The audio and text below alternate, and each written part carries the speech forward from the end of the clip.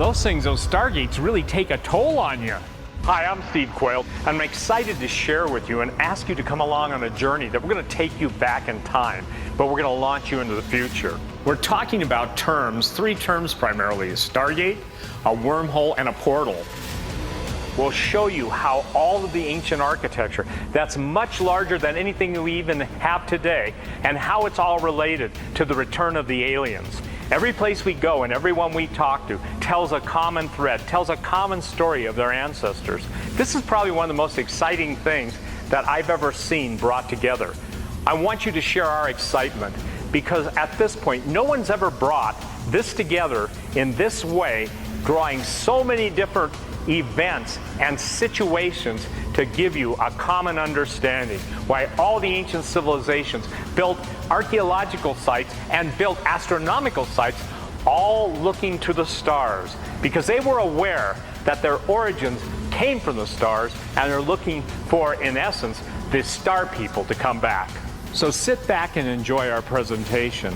You'll learn how the ancient history that we've documented will launch you into a future and tomorrow's headlines.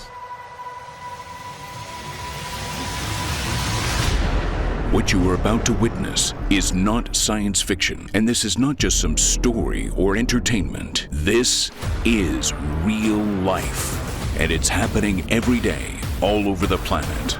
Earth is in the crosshairs.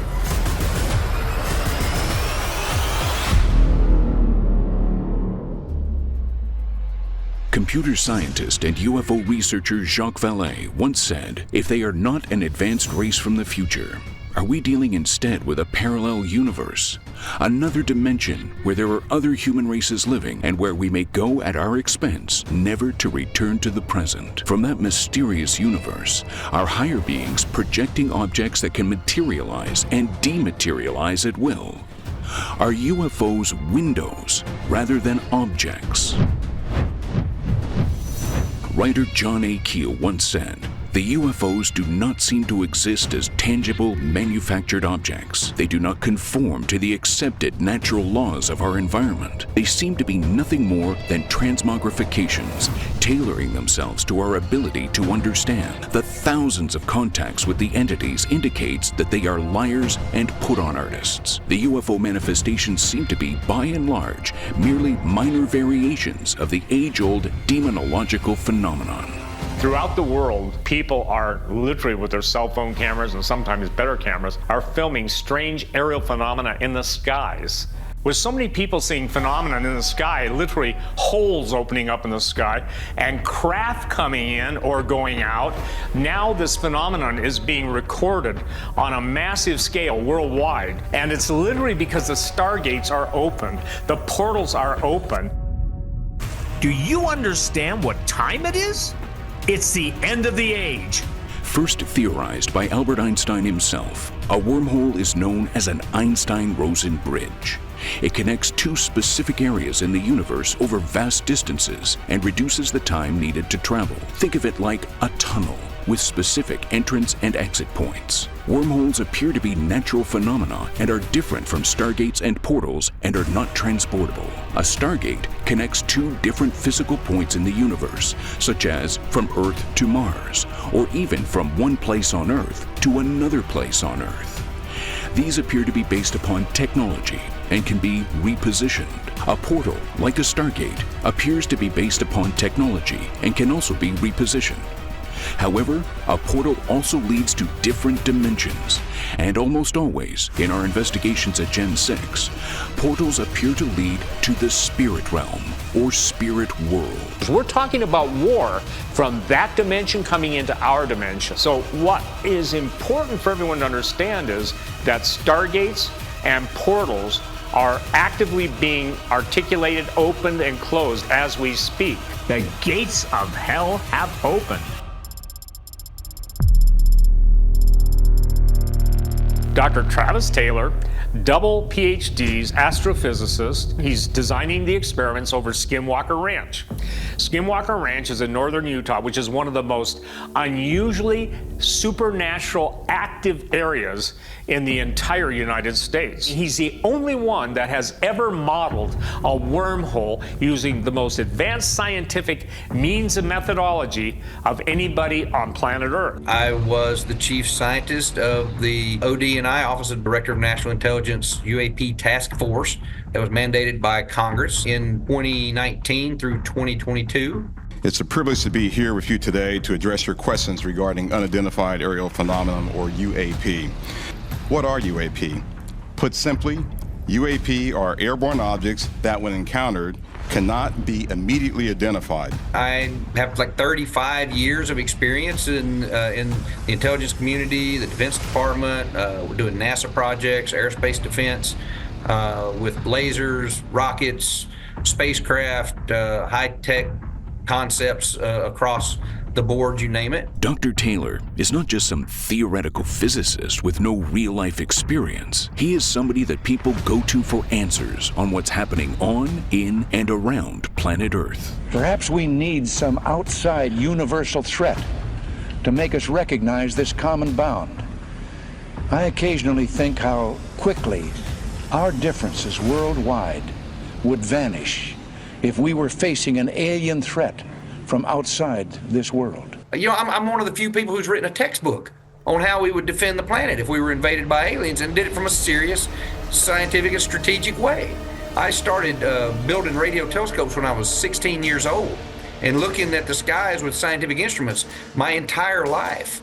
And, you know, I went to school. I'm still in school. I've been in school for 30-something years and worked on defense programs, intelligence community programs, NASA programs, and volunteered for every dangerous intelligence community job I could do, just to try and see what more I could find out, and if there was something behind the door. When I was 16 years old, I had just won the Alabama State Science Paper Competition down in Montgomery. And they had a really famous scientist, I don't even remember the guy's name now. He went through this talk and started saying, you know, if we're going to space, we're not going to do it like they're showing in Star Trek with warp drive. That's thousands of years beyond what we can do, or I'm not going to see it in my lifetime. So now, looking at what we're doing and things that have come to light and what we're doing at Skinwalker Ranch, you know, we were thinking, or I was thinking of the universe as we're hundreds of years from inventing the technology that will enable us to bend space and time to do faster than light work.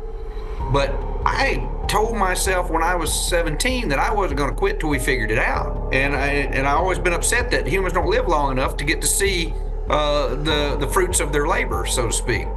Too many people call this type of thing being an experiencer or experiencing things. Well, I'm more than just an experiencer. I'm a knower, and what I mean by that is that at Skinwalker Ranch, we have had so many things happen, so many different times, and we have documented it with multiple sensors, multiple scientific instruments that are calibrated, multiple witnesses, and so we know that there is a phenomena that's real there.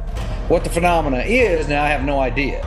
And that's the difference in just saying you're an experiencer and maybe you saw a UFO, maybe you saw a paranormal event or whatever this, you know, the thing is. And while Dr. Taylor's analytic methodology appears to be providing modern-day scientific answers to the strange phenomena on Earth and throughout our skies, one expert has gleaned potential explanations to these oddities by looking at Earth's ancient past. William Henry is an investigative mythologist, author, and researcher, and is also a frequent guest on the History Channel's Ancient Aliens. William has been to Egypt a whopping 26 times. He is intimately familiar with the Egyptians' ancestors' attempts to ascend using stargates, and has agreed to share his expertise on these issues with Gen 6 Productions. My original research in stargates and wormholes began in 1990. I started reading the works of Zecharia Sitchin, and he proposed or would show in his works images of Anunnaki spaceships. But accompanying all of those images, I started to notice were all of these images of the Anunnaki not traveling in rocket ships, but stepping through portals or gateways. Well, maybe what's happening here is the Anunnaki were traveling through stargates and wormholes. And when we look at this imagery, it's very clear that they were interested in portals and gateways, stargates. So in 1991, I had just spent about a year or so studying the Anunnaki. And this is, what, of course, when the Gulf War started. I was dumbfounded, astounded, when one of the announcers proclaimed that Saddam Hussein, who we were prosecuting during that war, believed that he was the reincarnation of the biblical king Nebuchadnezzar, and that he had spent $500 million in the 1980s rebuilding Babylon in fulfillment of biblical prophecy. Now, with that in mind, I'm pulling on this thread of Nebuchadnezzar and this understanding among the Iraqi people that Saddam Hussein believed himself to be the reincarnation of this biblical king. So I started following the art newspapers throughout the 1990s. And we started to see articles in the art world where they said, look, these UN weapons inspectors that everybody heard about on the news were going into Iraq, and they were coming out with illegal artifacts that they were selling on the black market. I learned that Saddam Hussein had a deep interest in ancient Sumerian history, the Anunnaki. He was assembling a massive collection of ancient Sumerian or Anunnaki artifacts that he had put into the Iraqi National Museum, and he intended for the whole world to see. And I went on record to say that I believe we would be in Iraq within 6 months. Well, it wasn't 6 months, it was 2 years. It took us 2 years to go into Baghdad, and the very first thing that we did was we went into the Iraqi National Museum and claimed all of these artifacts that Saddam had been collecting. Many of those artifacts, although I haven't seen them personally, but I'm absolutely convinced had to do with the Anunnaki Stargate technology. This is what it's like on the receiving end. Astonishingly, William Henry looked like a prophet as President George W. Bush launched the second Gulf War in 2003. My fellow citizens, at this hour, American and coalition forces are in the early stages of military operations to disarm Iraq, to free its people, and to defend the world from grave danger. On my orders, coalition forces have begun striking selected targets of military importance to undermine Saddam Hussein's ability to wage war. What if these ancient texts are in fact historical recollections of what happened on this planet long ago?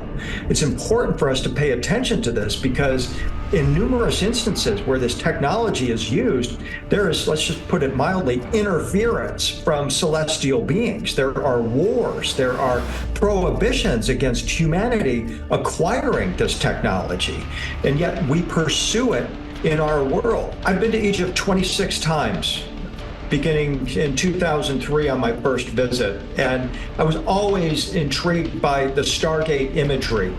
Back in the late 90s, I had seen a photo that portrayed, that is on the ceiling of the Temple of Hathor at Dendera.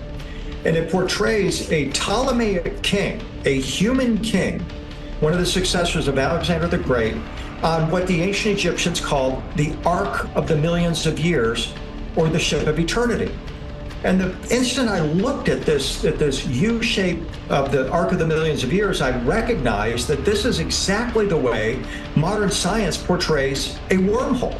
So all throughout Egypt, from north to south, you find constant references to portals, gateways, stargates in our contemporary vernacular, as well as a technology for accessing or opening those gateways. I went to Skinwalker Ranch in September of 2023. Dr. Travis Taylor and I have had long discussions about the scenario there, what's possibly going on, and perhaps even the possibility that there's an Egyptian connection with the technology that is presumed to be concealed or cloaked there at Skinwalker Ranch. A hypothesis, if you will, that it's possible that this ancient Egyptian technology could be at Skinwalker Ranch comes from a nearby petroglyph. that shows a figure. It's a Ute petroglyph at McKee Springs. It shows a horned or rayed figure standing beside what is called by anthropologists or archaeologists who have investigated the symbolism a bloody head. It's a ringer for the head of Osiris that we see on the temple walls in ancient Egypt.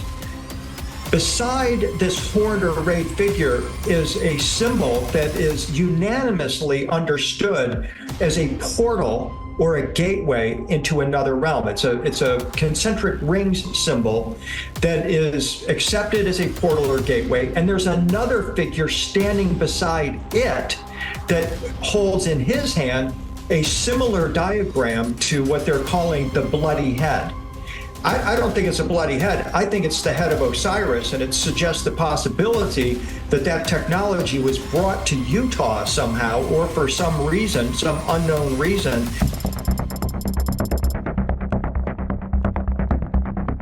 Could there really be a connection between ancient Egyptian Stargate technologies and Skinwalker Ranch? Furthermore, are various ancient technologies, like that of the Sumerians, connected to other ancient cultures? And are there other ancient cultures that possess technologies far more advanced from what modern-day science has achieved? Where is the evidence? It's also interesting to note that these gateways literally say Stargate on them in hieroglyphs. What if we were to tell you that a Stargate portal was discovered in the 1920s, and for almost 100 years, the search has been on for technology that could change the course of human history? There is a mysterious circle in Portugal from the Bronze Age that some believe was used as a teleportation portal, or a Stargate. The circular structure goes back 4,500 years and was used in ancient ritual ceremonies. These are only a sampling of the many ancient examples of Stargate technology from all around Earth. With so many of these artifacts uncovered, one must ask, who put them here and when? Are they mystical portals, like for spiritual purposes? Are they actual portals to other places or other dimensions? I don't know the answer to that yet, but we are going to find out if we continue to do experiments, and if we don't accept that these things are maybe religious or metaphysical in nature, and we shouldn't be studying them in science. Well, the definition of science is to study and learn everything about everything in the universe. And so there's no such thing as fringe. The scientific method says to do your homework, study all about a subject that you want to investigate, then form a hypothesis that you can test and verify or falsify. Ancient technology, or the remnants of its use, is literally scattered all around the planet. Where did it come from? And what is its purpose? More importantly, who could have made it? And what was their level of technology and knowledge, given the precision needed to build these ancient megalithic structures and their endurance throughout millennia? Something that we should be very aware of when we're speaking about ancient Stargate technology is that there's a very good possibility, perhaps even a certainty, that it existed in the time before Noah's flood. We know this, for example, by the Sumerian Kings list that has, or the Table of Kings as it's also referred to, where we're told that there were kings that reigned for thousands of years in the time before the flood, going back even 40,000 years.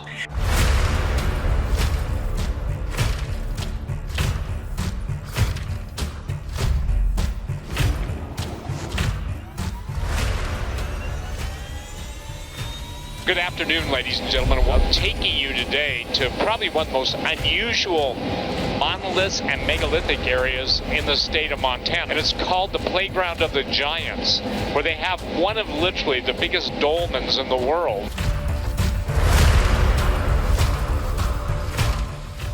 You're going to be seeing things that most people have never seen in their lives. We've taken you to different places, from Europe to Peru to Bolivia, to some of the most ancient places known on the face of the earth, into the most prominent megalithic structures. For instance, Sacsayhuaman in Peru, one of the biggest megalithic structures in the world, according to legend, one of the largest stargates in the world. And then to the Incan outpost of Ollantaytambo, where the Incas had their last stand against the Spaniards, and where one of the biggest faces that was left undone but carved on the side of a mountain was in the process of being carved when the Incan Empire fell. Going to Bolivia and Tiwanaku, and even going into the realm of Lake Titicaca, high in the Andes, the highest lake in the world, the ancients knew how to set them on magnetic ley lines, meaning if you draw straight lines either on the equator or from the North to South Pole, so many of these ancient and sacred sites all line up, first of all with the ley lines, and second of all with the constellations in the heavens.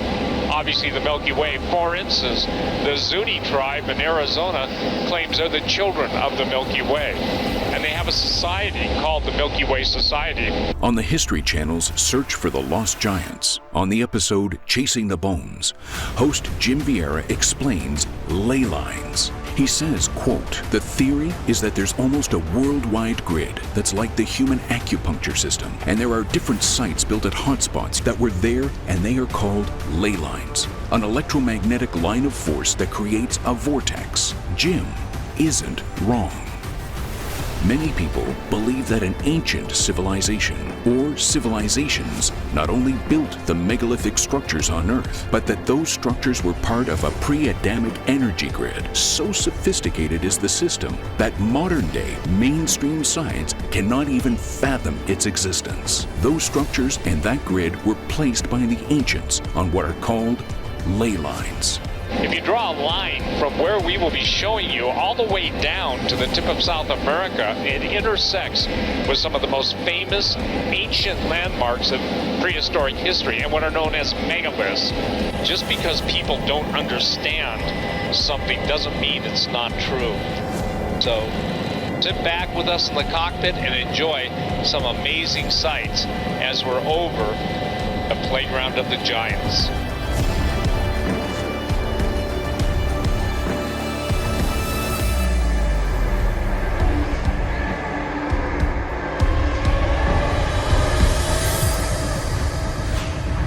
One of the most powerful ancient artifacts is the pyramid system that we find worldwide. When people think of pyramids, they typically think of Egypt. They don't think of the number of pyramids that are in China, the pyramids in the Yucatan, the mounds of America. What we have discovered is that there was an ancient worldwide grid system of these temples and pyramid complexes built on nodal points within this worldwide web or grid of which was ultimately an energy system of some kind, perhaps even a communication system that has been thought for a long time now to be superimposed over the Earth itself. And that these various nodal points are entry points for cosmic energies coming from other star systems, making them stargates, as well as perhaps even travel to those star systems. Job 22:14 King James Version.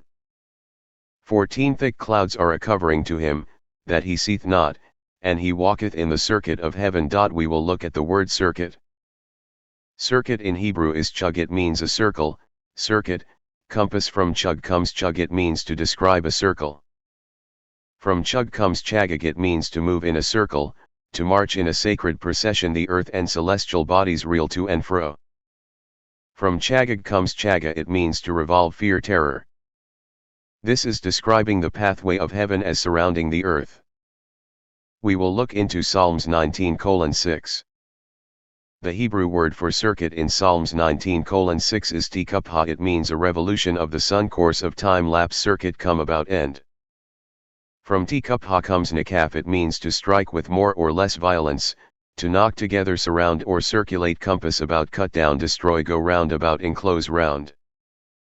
From nikaf comes nikba. It means a rope, as encircling. This is talking about the magnetic grid as lines that encircle the earth and heaven. What the Hebrew word nikaf is telling us is truly amazing here.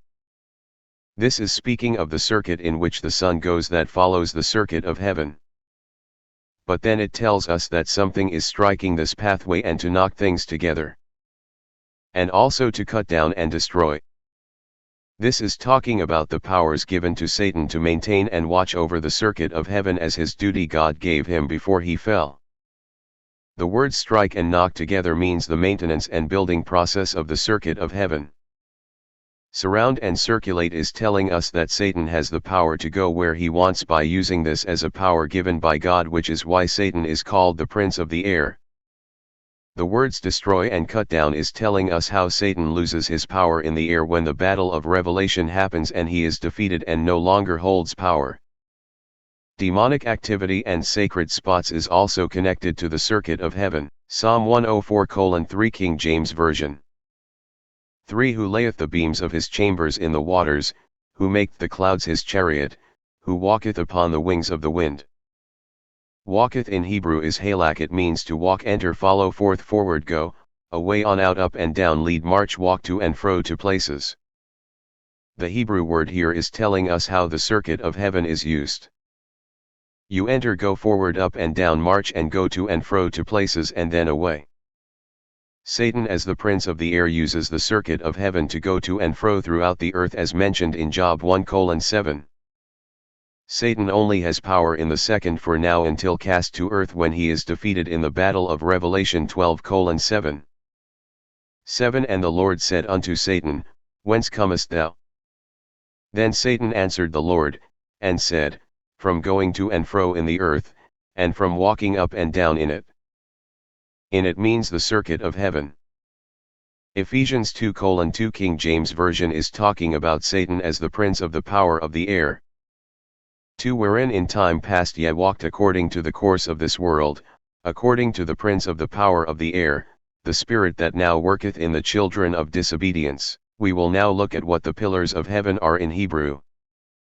Pillars in Hebrew is amud. It means a column as standing, also a stand, platform, pillar, a piece. From amud comes amad. It means to stand, arise, continue, cease, dwell, leave, be over, raise up, remain, set. From amad comes amad. It means to shake, be at a stand. From amad comes omed. It means a spot as being fixed, place where stood upright. As we can see, this is all describing a pillar that is set upright and fixed in a spot. This is what holds the circuit of heaven. Job 9:6 King James Version 6 Which shaketh the earth out of her place, and the pillars thereof tremble. Job 26:11 King James Version 11 The pillars of heaven tremble and are astonished at his reproof. Clouds in Hebrew is a bit means an envelope, darkness or density, cloud, thick, thicket, darkness or density, a scud cloud, also a copse clay. From up comes uwb. It means to be dense or dark, to be cloud cover with a cloud. From up comes ob. It means to cover, archet, rave, thick. The word ob is connected to Job 26:11. 2 Chronicles 4:17 King James Version 17 In the plain of Jordan did the king cast them, in the clay ground between Sukkah and Zirdatha. The words darkness and density from the word ob gave us a reference to 2 Chron 4:17. It says a clay ground, which is describing the pathway, the ground of the wings of the wind. The word ob tells us shading the pillars with clouds. The word ob tells us that there's an archet rave that is being used to shade the pillars of heaven and to hold it in place. This is describing a roadway that is enveloped with clouds. This is the wings of the wind, also known as the pathway of the angels and the circuit of heaven.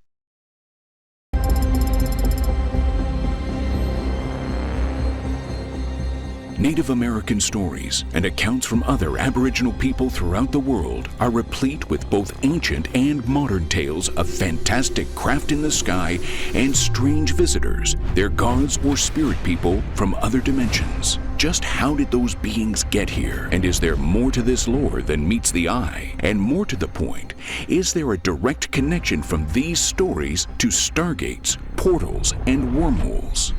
The Native Americans out there, the Utes and the Navajos, and even before that, probably the Fremonts, or maybe even pre-Fremont, have petroglyphs of things that look like monsters. There's some look like gray aliens, as the lore goes. Some that I don't know what you would call them, coming out of spirals, coming out of waveforms that are drawn on the rocks, and there's always. It's really interesting. What led us to the drum experiment out there was that we found a petroglyph that shows a drum beat at a particular frequency, and there's a little wave pattern coming off the drum, and then you see this creature on the other side and a spiral thing that looks like a portal. So, you know, is it really a portal, a wormhole, a stargate, something out there? I don't know. Did the natives think they saw something like that? Maybe they did. Maybe it was some kind of more esoteric thing, like an attempt to communicate or go to the afterlife or the spirit realm or whatever it might be. But I've talked to many of the living natives out there in the various tribal elders and so on, and they believe that the caves there, which we haven't found yet, but they believe there are caves there filled with portals to other universes and worlds and so on. I'm very intrigued by the Native American stories, particularly the Southwest of America, and their understanding and acceptance of the idea of star brothers, star people, star walkers, beings that have the ability to manifest through portals and gateways, and the belief that these gateways actually exist. Speaking in terms of an open door, a gate, or a portal, it is necessary for us to understand how important it is for them to connect everything that they do to the elements in order for them to be able to properly move and operate in the way that they seek to do. Every ancient culture and its people understood this, beginning with the Native Americans, who religiously and systematically aligned themselves in tune with the supernatural demonic forces that would operate and move through the rain and the sun dance, depending on what they were seeking from their desired cause and effect. No longer are the terms stargates, portals, wormholes, and UFOs owned by science fiction Hollywood. These aberrations are now appearing in our skies and found on Earth, and people are beginning to take notice. Stargates are the gateway or the doorway to the heavens. Stargates. Stargates. From north to south, you find constant references to portals, gateways, stargates in our contemporary vernacular. While we were in the desert Southwest, we met with some of the Native American elders. The elders told us how they activate their stargates and their portals. They didn't discuss wormholes as such, but they went into great detail about stargates and portals. And basically, they said three things activate them. The sound, meaning various sounds, symbols, and chants. In talking with Cliff Mahooty, the former Zuni elder who has passed away, it became obvious that he knew his history. He knew the ancient history of the desert Southwest, but he also knew the days that we would know are the days of old, the days even before the Genesis creation. And the most shocking thing that he would tell me and had told me about the stargates is how regularly they're opened by the Native American Giant Society. Keshi, or greetings in Zuni. My name is Clifford Mahooty. I am a Zuni Pueblo elder, and I am here to talk to you about what our tribe and the legends of the giant people. When I was growing up, there are many things that we have within our history. One of the things that a lot of people do not talk about openly are some of the different types of people that we had encountered through our history.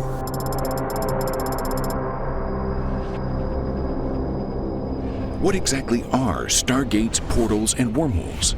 Do they really exist? And if so, why should I care? Steve Quayle said, and I quote, "Stargates and portals are actively being articulated, open and closed as we speak." Is this a true statement? Is there evidence that the stargate, wormhole, and portal phenomenon is occurring in our physical realm? To give validity to Steve's premise, in addition to the numerous videos of people capturing the opening of portals and wormholes in the sky, there were two incidents this year from 2024 that stand out. On January 6th, 2024, a citywide 3 alert was issued to the Miami police to respond to a disturbance at the Miami Bayside Market Mall. The initial reports said that people were seeing 8-foot phase-shifting aliens walking through and in front of the mall. There were, at the time, several videos that captured the incident and were then posted on social media. Later, the police would report that a fight broke out between several teenagers at the mall, and that's why they dispatched over 100 police units. Those were the same police units that were caught on camera. Now to our #1 trending story on CBSMiami.com. It involves talk of alien sightings at Bayside Marketplace. On New Year's Day, there was a massive police response in downtown Miami. And so as we run in, we look back and we notice some weird shapes taller than me. I'm 6'2", shadowy, dark, solid shapes, not human. I promise you, these is not human. I mean, it made the hair stand up on my skin. So, what is more likely? That a well-run and organized police department dispatched over 100 units for 4 teenagers fighting? Or did something truly very strange happen at the mall, which so severely traumatized the public that the police had to have a massive response to whatever it was? Interestingly, all independent eyewitness reports of phase-shifting aliens from social media that could corroborate this story, which specifically described what they looked like, were later scrubbed from the internet. The question that John Q. Public should ask is why? And who had the power to erase numerous videos of the incident? The second incident in 2024 happened in a suburb of Las Vegas, Nevada. In news video, police officers were seen talking to residents of a local neighborhood when their body cams picked up a bright green light falling from the sky. A light streak was seen in the sky, followed by people who called 911 saying they saw giant figures in their backyard. So what's going on? It began with a mysterious fireball falling from the sky, caught on a cop's body cam. It landed with a crash. Shortly after they're dispatched, police talk to residents who say that something fell from the sky and landed in their backyard. Then they say that there are 2 phase-shifting aliens in their backyard. Police go with them to investigate and find something very strange. The video also shows something unexplainable, and it shows the residents extremely agitated and fearful. Months later, a forensic investigation is done on the video footage, and it is found to be 100% credible. I don't know. I'm so nervous right now. I have butterflies, bro.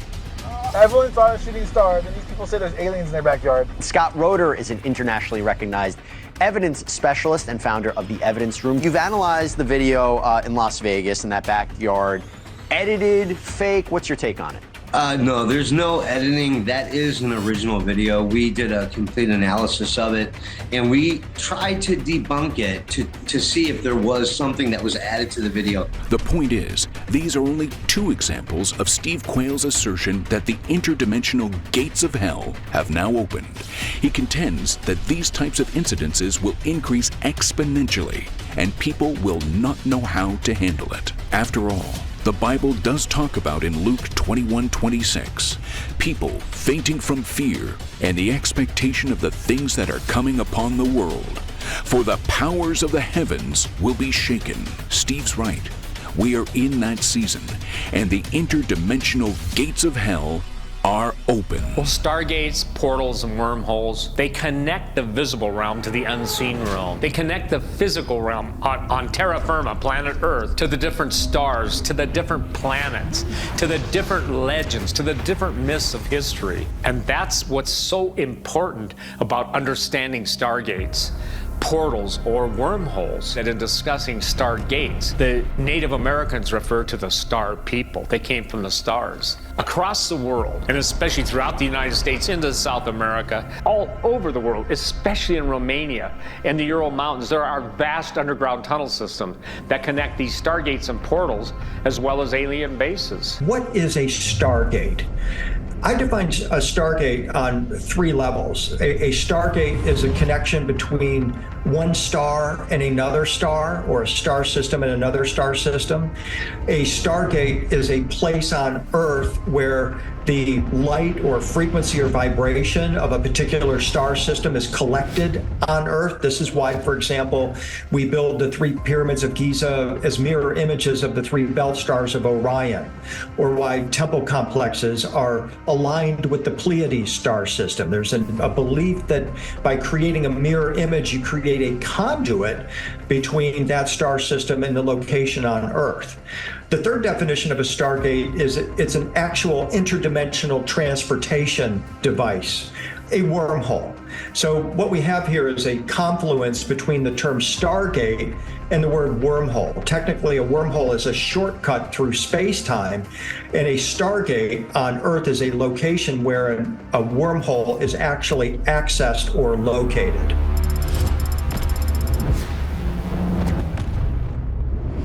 Albert Einstein once said that quantum mechanics was spooky action at a distance. Indeed, quantum physics have been baffling scientists for decades, and yet the idea of extra dimensions other than our 3D world would explain so many perplexing questions. We are only just beginning to understand the idea of other dimensions, so it's a good thing we have a physicist like Dr. Taylor to explain it to us. I'm convinced that a lot of these phenomena are quantum physical in nature.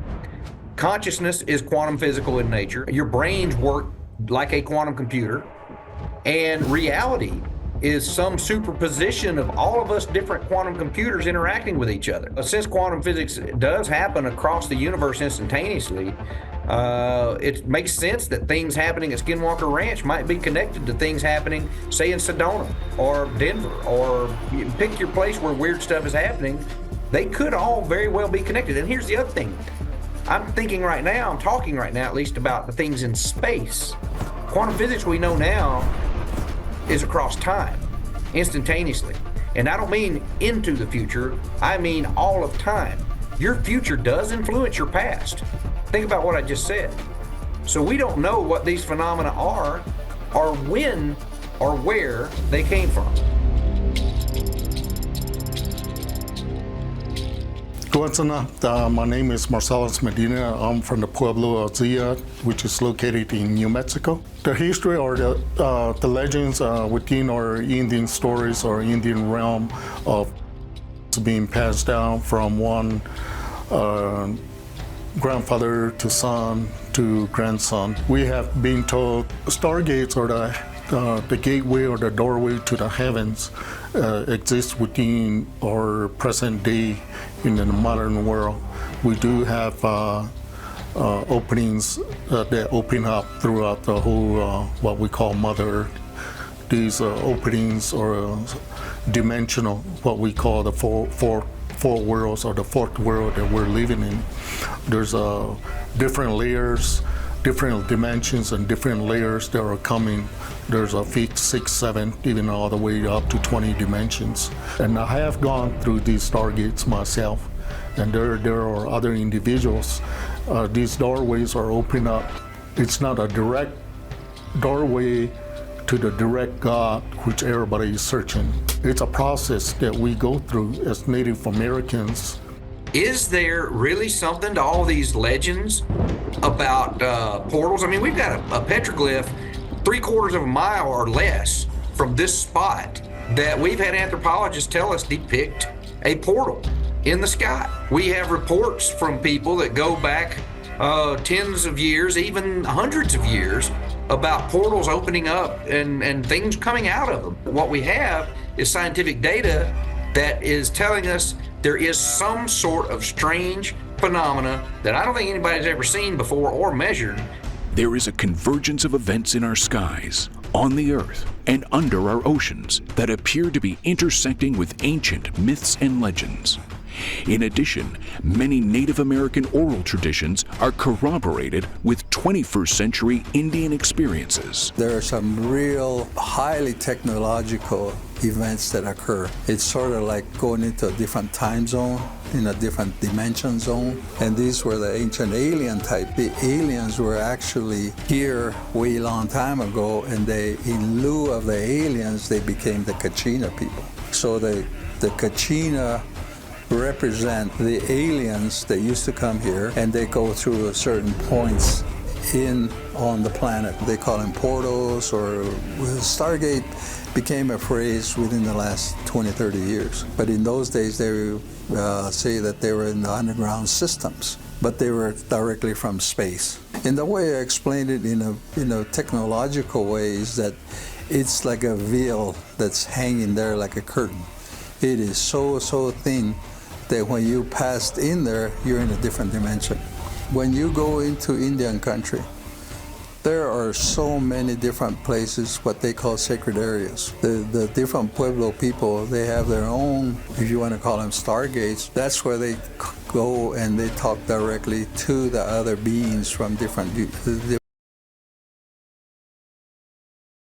2 Sam 22:10-12. 10 He bowed the heavens also, and came down, and darkness was under his feet. 11 And he rode upon a cherub, and did fly, and he was seen upon the wings of the wind. 12 And he made darkness pavilions round about him, dark waters, and thick clouds of the skies. PS 18:9-11. 9 He bowed the heavens also, and came down, and darkness was under his feet. 10 And he rode upon a cherub, and did fly. Yea, he did fly upon the wings of the wind. 11 He made darkness his secret place, his pavilion round about. The Hebrew word nada for bowed means to stretch out or thrust down into. It has the idea also of parting a way to enter through. It can be perceived as simply a portal or a bending of space. When accompanied with the idea of darkness under his feet, the Hebrew, ar uphel, means a dark cloud or dense darkness, can allude to a black hole, which is dense and dark. Dark clouds combined with the comment under his feet is describing a pathway or road, something to be traveled upon. A dark cloud carries water, and that is something in transition. It is moving as a path or roadway under God's feet. Dark clouds or rain clouds were the only thing that made sense at the time. The original language, however, means more of a stream. The allusion as a stream or something very dense and dark that is used as a pathway or road from a higher realm into a lower one also has the connotation as being a wraparound or circular covering. We would today call this a wormhole or a jet stream. The rest of these words, when considering the other variations, confirms this train of thought. 2 Samuel 22:12 has key words: darkness, pavilions, round about him. Dark waters and thick clouds could be telling us much more if we bring out the richness of the full intended meanings. These meaning, however, could only be. It is God who decided to reveal himself as a Shekinah glory from a temporary enclosure. This cloud is used while in transition as a binding. What is this binding? It is the bridging together of the two dimensions. In this sense, it is like a portal or opening for his presence to slip into without being a part of this dimension. This covering or cloud travels in a circular enclosure like a stream, what we would now call a slipstream or wormhole. Man could not enter God's presence before Christ. God the Father could not be in the presence of sin. This cloud explains this transitional problem. Recent speculations by fringe scientists about space/time traveling in this way is described as a warping or bending of the space/time continuum. This text of scripture could be revealing this kind of travel as a fact.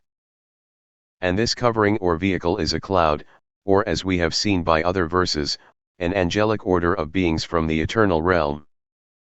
Simply the way God chooses to travel. This gives a. Consider this next scripture in context. It describes events surrounding the appearance of the Antichrist at the end times.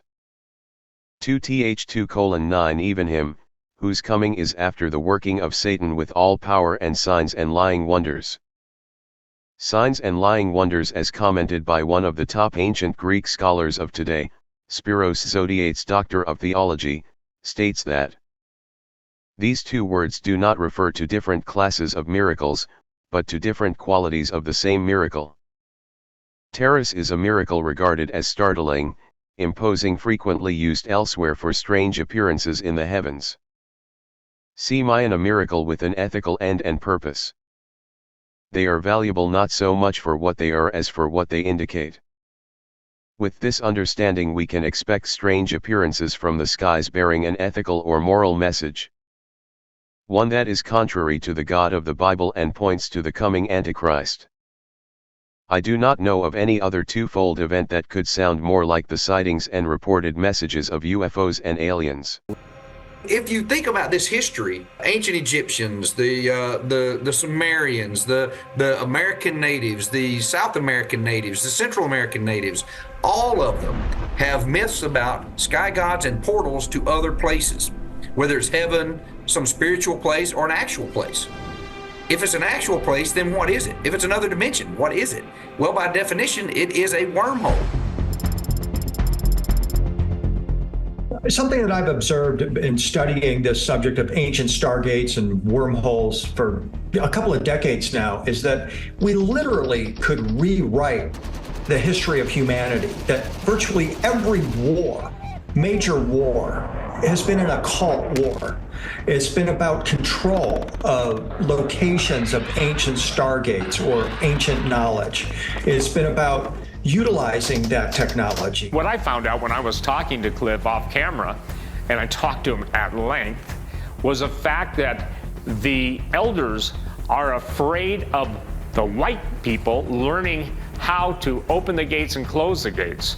We talked about what was available in the Grand Canyon. We talked about what was available in pretty much the major landforms that are scattered throughout the desert Southwest, and also the deep underground military bunkers that seem to have been positioned in the area of stargates. An incredible story from the Tucson area involves Mount Graham, and the revelation that it in ancient times was considered a portal or gateway to the Native Americans, and has now been literally in a way seized by the Vatican, who constructed their Lucifer Observatory atop Mount Graham, completely off limits to ordinary people. But yet this represents potentially an ancient Stargate site, and is another example of how power structures in this world are obsessed with and fully aware of and understand the power of some of these nodal points on the planet. Given the track record of not only the U.S. government, but other governments around the world, and also powerful organizations like the Vatican, Cliff Mahoody's concern about the outsiders' threat to Native American sacred places is not unfounded. The Department of Defense and the federal government continue to try to obtain ancient Stargate technology. The evidence can be found in a Department of Defense white paper that was published in 1998 at the request and direction of the DoD. They started a lot of these national parks. They started isolating those places. For example, the Grand Canyon National Park. You go clear up to the Pacific coast, like Mount Shasta and Mount Adams and those places where they actually still have contact. And there's the common term is Stargate or wormhole or whatever, vortex or whatever you call it. And Sedona, for example, there's a lot of those places out there. But what has happened within the last 100 years is because of the interference made by the outside people in wanting to learn about where all these activities, how they're related. It has become very well distorted. And right now the military has taken over those places. Something that is really quite astonishing in one respect, but also very affirming in another, is the predominance of how these portals and gateways are located now on military bases. One that immediately comes to mind, of course, is Stonehenge in Wiltshire. The area of where we see the most crop circles is literally on an English military base. And you find this, of course, next to Saqqara in Egypt, another Egyptian military base. The U.S. military, when we go into Iraq, we're going in there for the Stargate secrets that Saddam Hussein was assembling. So you see over and over again, world military has interest in these portals and gateways, and likely, once again, it's not because what is on the surface, it's because of what is going on beneath the earth in those locations. On the surface, that 1998 DoD publication seems to set boundaries between the military's use of Native American lands, especially where their sacred sites are concerned. However, like other military bases and confiscated lands in other countries, page 36 of the report appears to contain smoking gun evidence of the DoD's dubious intent. Several tribes have traditions which recount their passage from another star system to this one and their emergence on our planet at a particular location. These sites may be understood as portals, where it is possible to pass from one universe to another. With the advent of chaos theory and the elaboration of knowledge of the potential of black holes in the space and the time fabric of the universe, these traditions now take on added significance. And in the footnote on the same page, it specifically says, the admission that space-time portals exist and that spiritual people can use them to move from one physical universe to another has been a very recent development, preceding this study by only a few years. Conversations with people from the Sioux, Gros Ventre, Cheyenne, and Cherokee within the past several years, now held in strict confidence as to particularities, seem to suggest that these sites will be very important in the future. These traditions now take on added significance? And portals will be very important in the future? Regardless of the policy laid out by this paper and existing laws designed to protect Native American sacred sites, including stargates and portals, not the DoD, nor the federal government, nor the state government of Arizona stepped in to stop the Vatican from stealing Mount Graham from the Apache. That site was reported to be one of their 3 most sacred places on Earth. Oh, and it also just so happened to be the location of a working Stargate. Cliff Mahooty was right. So, this begs the question, is the United States government, its 3-letter agencies, or some other shadow unit of the deep state trying to gather ancient technologies or knowledge for their own nefarious purposes? There's something that's not right here. And I've had many people behind doors tell me that this was real, I was part of that, or this happened, or this didn't happen. But then you see things like we'll have a whistleblower plan to debrief Congress, and suddenly they come up missing or dead or won't testify. And those are the things that bother me, because that would put there being some sort of organizational concept outside of the laws of our Constitution, and that frightens me. That there could be a cabal of people, maybe it's a deep state, maybe it's something worse, that's trying to keep something from us. And what is that? What is that something? Is there truly a war going on with something here on the planet that whoever these people are that don't want us to know think we're not capable of handling it? I don't know. But that to me is one of the imperative drivers. I'm not saying I believe any of it, but I'm also not saying I don't believe any of it. What I'm saying is there's a lot of anecdotal evidence that suggests there should be an investigation into it to determine what in the world is really going on, because there's more going on than what's been revealed. I'll guarantee that, because I know that for a fact. Whether or not there's a global conspiracy occurring regarding ancient technologies and UAPs remains to be seen. Certainly, the evidence points to a cover-up. However, what is not in doubt is the fact that people all over the world are seeing spirals in the sky and on ancient petroglyphs.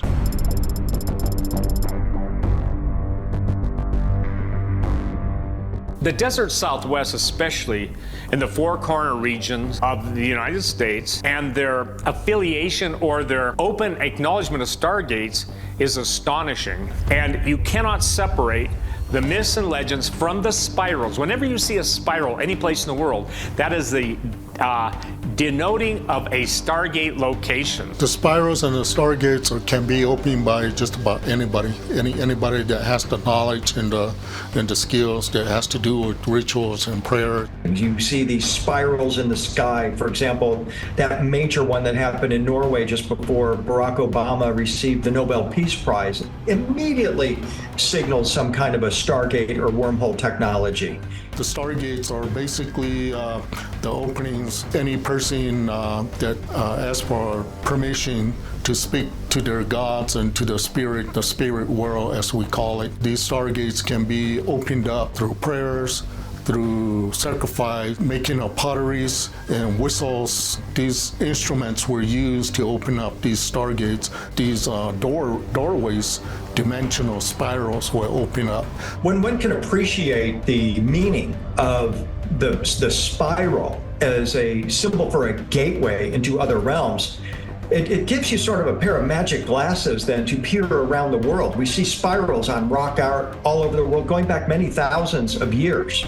And when we see the spiral, it represents a portal or a gateway, but they also represent sound or vibration. An important attribute of the Stargate technology of the ancients. There was a clear belief that sound, or perhaps chanting or other sounds, could be utilized to open these portals and gateways.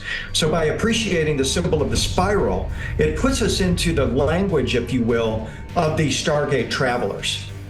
We know throughout our history, throughout ancient texts and mythologies and theologies, that people saw things in the sky. Do these ancient legends, myths, and rituals really connect to an architecture, to an algorithm, to opening up portals to other places? You know, there are ancient Navajo sand paintings that show certain sand paintings create portals in the sky, and they always draw them with a spiral. Strange panels, which are thought to be stargates or portals, have been excavated from archaeological digs from around the world over the last 150 years, and specifically from the mid-1800s to the mid-1900s. Ancient technology hunters have pursued these gates, and of particular interest are the Nazis and Hitler, who believed in the significance of this ancient Stargate knowledge. These photographs are the original pics from those excavation sites. We have had a graphic artist reproduce these pictures in a much higher quality. However, great care was taken to ensure that the depictions were exact representations of the original, low-quality, older prints. Of significance are the strange symbols that are often found on the borders of the gates. What's difficult for people to understand is there's a universal language system that even predates the creation of Adam and Eve. That would be called a pre-Adamic written system, symbol system, and also sonic symbols. This language can also be found on ancient artifacts from all over the world. In most cases, these otherworldly specimens are believed to be alien in nature.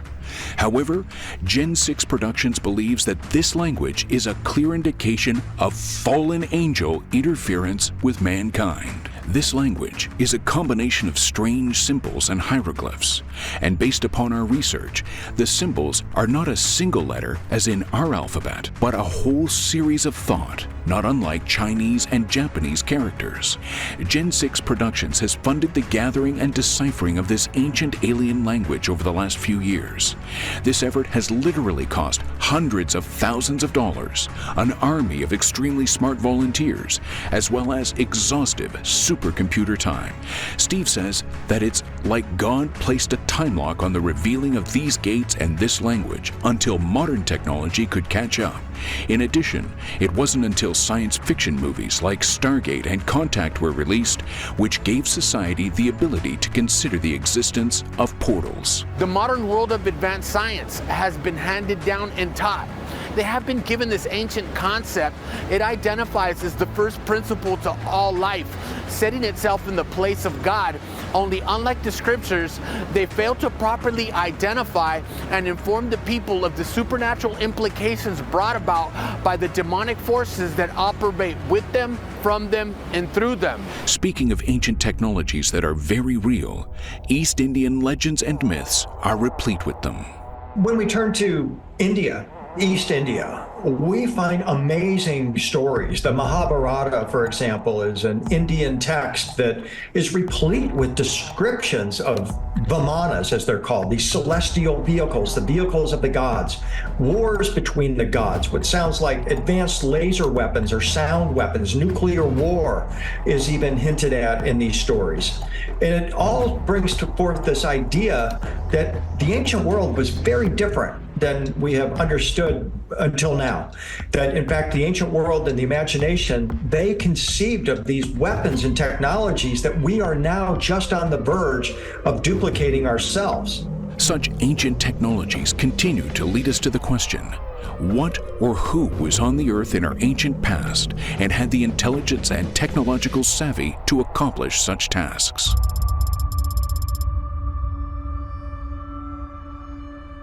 Think about this. We always talk about the Big Bang hypothesis or the Big Bang theory about how the universe was created. And people only think about, oh, well, there was some point in time, 13.8 billion years ago or something like that, and a little singular point that had everything in it exploded and expands and becomes all of space, all the universe. But what people gloss over on that? So where's time in that? Is it just that time is unraveling as it's expanding? No. When the universe was created, space and time were created together. For whatever reason, we can only remember or experience the present. In fact, I think it's probably the present is the only time that exists. All the other times are of past and future. They're all the same time. They're all connected. But time isn't the only issue we're talking about. This advanced technology also affects space. Gen 6's Director of Antiquities, Jesse G., was invited to view a downed alien spacecraft in Mexico while he was on the hunt for alien artifacts during an expedition that Gen 6 had funded. After being blindfolded and driven around in circles for hours, he finally arrived at the secret location. Taking him to the top of a mountain, they removed brush and tree branches that they'd used to hide the craft. When they did, Jesse was stunned to see what appeared to be a floating rock or asteroid, 5'9" in height and 15 feet in length. When he looked inside the craft, the interior of the craft had a huge expanse beyond what his eyes could see, as if space itself had been affected by their technology. Whatever this otherworldly technology is that has created these stargates and craft, it certainly does have the ability to manipulate time and space.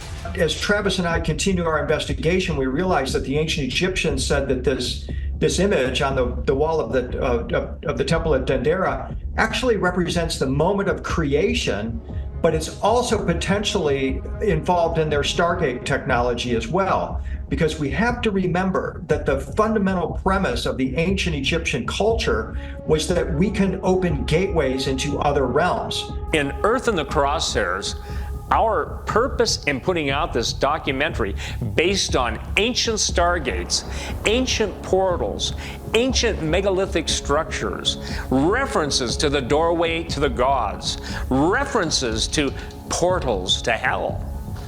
We're talking about a world of spiritual influence that most people don't believe exists.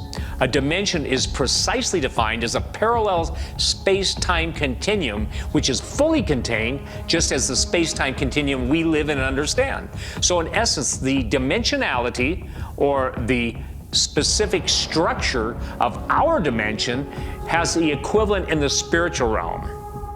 It's important to understand that the notion of time and distance and other things in each dimension can vary according to the rules set of that dimension. What does not need to match the definitions active in our dimension. In other words, other dimensions can have different laws of physics, different entities, and they can have different technologies. But what's important to understand is not only is it parallel, but in Earth in the Crosshairs, we're talking about war from that dimension coming into our dimension. This idea of defeating our own laws of physics and traveling to other dimensions and places in faster than light speed is what has driven governments and organizations throughout history in their quest for alien and Stargate technology.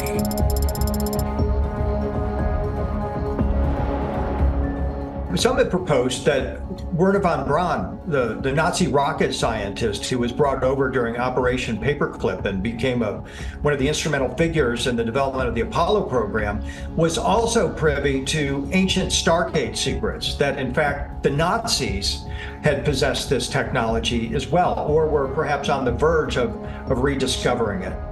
Back in the 90s, I wrote a book called 1 Foot in Atlantis about the occult history of World War II and what was then the little known facts that there was a race between the Nazis and the United States government to recover this lost technology. Probably the most significant Stargate on Earth is in the Antarctic. A large Stargate located on Maud Island was first found by the Nazis in 1938 on a trip there, seeking occult weapons, etc. Most people don't know, but Hitler had entire groups of expeditionary forces scouring the world, whether they were sent to the Himalayas, whether they were sent to the jungles of Africa, whether they were sent to the deserts of the Gobi Desert. They had written histories that they had searched out through the annals of time and were dispatching because they knew there was a force. The Nazis called it the Vril, V-R-I-L, a specific energy. So now, looking at what we're doing and things that have come to light and what we're doing at Skinwalker Ranch, you know, we were thinking, or even I was thinking of the universe as we're hundreds of years from inventing the technology that will enable us to bend space and time to do faster than light work. But with all the UAP information that's coming out, and maybe even some of the whistleblower stuff that says we actually have them and we've been working on them, and we haven't had much luck because we've had the wrong people and haven't had any oversight. We're getting answers. And I can tell you, when I first started work back in the 80s, late 80s, when I graduated high school, started doing engineering and science work, if you said you were going to go work on a UFO program or you wanted to work on UFOs, they would laugh. You know, they would say, no, you can't do that. The power required to open a Stargate and to keep a Stargate open, for instance, for a man-sized 6-foot diameter, is 250 TeVs, TeVs. That's electron volts, and it's huge power. Both the voltage as well as the current have a significant bearing upon the size and shape of the doorway, and its stability and its behavior. The tunneling effects are due to the stability of the energy system on both sides of the Stargate of the interdimensional portal. In other words, you're trying to keep the energy stabilized between both points. The question is, are scientists already doing otherworldly experiments on planet Earth without the general public knowing about it? To find the answer to that question, all you have to do is to look to the Switzerland and France border at CERN's Large Hadron Collider. I've long been intrigued by the goings-on at the particle accelerator at CERN near Geneva, Switzerland. And I actually visited CERN because I was deeply interested in this subject. And the reason I was intrigued by these particle accelerators is because you need one of these devices, or in theory, you need a particle accelerator like this in order to create the exotic matter that can open the mouth of a wormhole. And in numerous instances of ancient art, you will see in depictions of Stargate travelers, or what could be Stargate technology, figures holding either a rod in their hand or a staff or a ring. And it suggests to me that what if these are advanced particle accelerators? Ours are a mile long. But what if these god beings have ones that are so powerful they can hold them in their hand? And they've reduced the size of it greatly. I was personally mostly intrigued about the art and symbolism at CERN. For example, I had learned there was a depiction of Shiva dancing in a portal or gateway outside of CERN. And that was an immediate tip-off that, yeah, perhaps there's something more going on here than just this innocuous science experiment, this world-changing, potentially, science experiment, because, of course, the particle accelerator at CERN was designed to search for the God particle. And I was very interested in this because Dr. Leon Letterman, in his book about the God particle, said, what we're really doing here at CERN is recreating the Tower of Babel. And that sent all the bells and whistles going off in my mind. It's like ding, ding, ding. They're trying to recreate this ancient technology. They are talking about accessing a primordial light at CERN and leading to the discovery of the God particle and ultimately this high energy physics that can assist us in recreating the Tower of Babel. And I put all that together. It's like, wait a minute, this is a Stargate quest. This is a recreation of ancient Stargate technology. What's the end goal of CERN? They could care less about finding the God particle. And interestingly enough, at the end of the tunnel of the CERN project, the relativistic heavy ion collider, are glass panels with Hebrew characters, in essence with symbols and glyphs. And they're transmitting those symbols and glyphs to another dimension. What are they doing? Giving instructions, hey, press this button, come on through. The requirement to open a stargate to a man-sized 6-foot diameter is the ripping open or collapse of the containment field of the plasma, which is behind the magnetic doorway. One of the hidden secrets of all the fusion projects is to understand how to open and close under human control the magnetic doorways which guard the different RF cavities in the core of the Earth. With the data and the measurements on many experiments that we've done at Skinwalker Ranch, we've seen effects on modern scientific exquisite equipment that I can't explain away. For some reason, there's a region in the center of this particular anomalous zone we call the triangle that the light is spread into a ring around the triangle as opposed to going through midair and hitting the mesa and coming back to the LiDAR like it should. And the only thing that makes sense with that is akin to something described in general relativity like a black hole or maybe even a wormhole. But the problem is, if it were a black hole, for example, or some kind of gravitational bending of space and time there, that much bending of space and time, at least as far as we understand it, would have ripped the planet in half. It would have killed us all. So it would have to be some kind of advanced technology that understands how to do this without destroying everybody around it. Being a Native American, we follow prophecies and we look up to the skies, the planet, the stars, the heavens, the spiritual world, the physical form, the energy, triggering points of the universe. There's what we call in the modern world as medicine men. They have special techniques and special ideas or special practices that they can open up these stargates and they can travel through time. IS, just like a regular person, don't have those skills, but people in the religion sectors all across the world know that these doorways open up and they can travel from one dimension to the next. It's a real wide system, because it includes not only the Kachina people, but also in the priesthood. Each one of them has their own rituals, but they actually could talk to a person. It's just a pile of rocks. But when they go there, they know that where they are. We call them places of payment, or the ritual places where we go to meet the gods. He saw a half human and half animal being, and they look like the Egyptians with the bird head. Those people, they used to come in their form. They used to have representatives from different systems, and they had to go through a certain way, and a lot of them occurred through the Stargate portals at that time. In Galatians 4:3, we read, "So we too, when we were children, were held in bondage under the elementary principles of the world." And in Colossians 2:8 it says, "See to it that there is no one who takes you captive through philosophy and empty deception, in accordance with human tradition, in accordance with the elementary principles of the world, rather than in accordance with Christ." In both cases, the phrase elementary principles of the world is from the Greek word stoicheon, which, according to the Strong's Concordance, can mean heavenly bodies. As Jesse G. was pondering this, the Holy Spirit revealed to him that the orbs and aliens that people are seeing are those very heavenly bodies. This then gave him an even deeper understanding. The following are his thoughts on the issue. They are operating within the boundaries and constraints of the universal laws that govern our physical realm.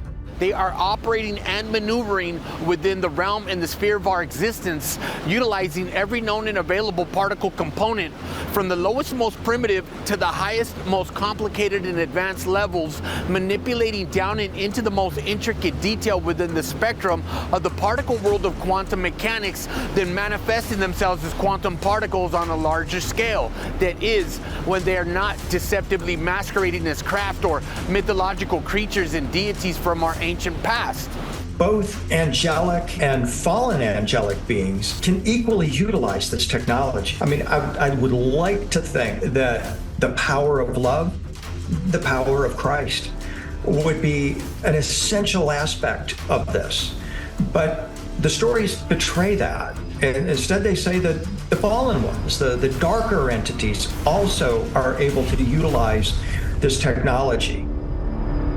Where are they coming from? How many of them are here? And what are they doing? What is their intent? That's the thing that scares me.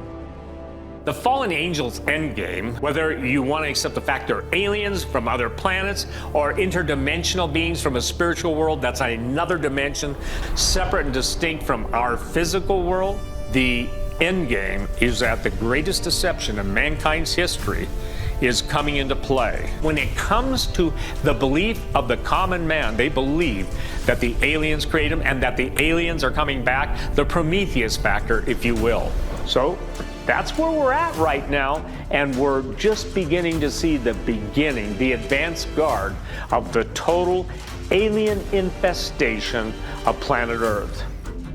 Earth is in the crosshairs. The gates of hell have opened.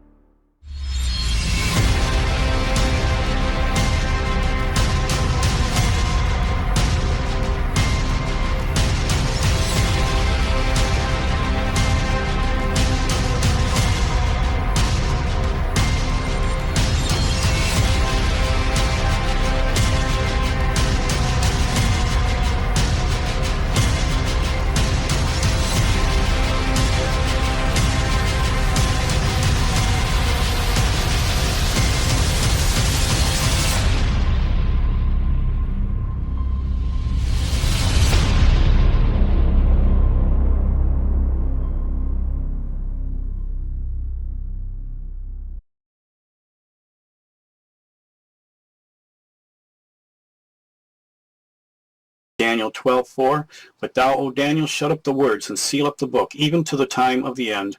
Many shall run to and fro, and knowledge shall be increased.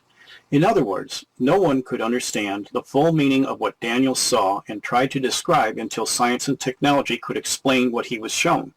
So Daniel carefully used words that could best describe them in a vague general sense, but within those words were very particular meanings that would only make sense as the knowledge caught up with them in the last days. We are in that time now, and all of the stops are being pulled out in our understanding of the scriptures. As science and technology reaches into areas of almost godlike abilities, we have to question, where is this all taking us to? The Bible already knows, because God knows. Ecclesiastes 1:9-11 says, that which has been is what will be. That which is done is what will be done. And there is nothing new under the sun. Is there anything of which it may be said, see, this is new? It has already been in ancient times before us. There is no remembrance of former things, nor will there be any remembrance of things that are to come by those who will come after. God has his own plan of redemption, even before the fall of mankind, as described in Revelation, stating that before the foundation of the world, the Lamb of God was slain. See, you have to think outside of time where God dwells. Satan has gone before these revelations were made known to man with imitations of God's overall plan of salvation in the ancient Sumerian beliefs, the Egyptian mystery schools, the Greeks, the Romans, and virtually every empire of civilization throughout mankind's history. The Zeitgeist has done a very good job of reviewing these patterns, trying to destroy or shake up the Christian faith. In our linear thinking, it is only natural for us to believe that the first civilizations were copied by the former. I say thinking linear can be the trap that has shaken so many from their faith. Understanding time from God's concept and perspective is why the enemy Satan does not want you to know about time. It is his hidden secret where he will deceive all the world into his own agenda, looking like the originator. In fact, he is the great pretender, a copycat, who cannot create anything for himself. He can only imitate in the same but opposite fashion, creating alternatives to the truth, making them fuzzy and confused. And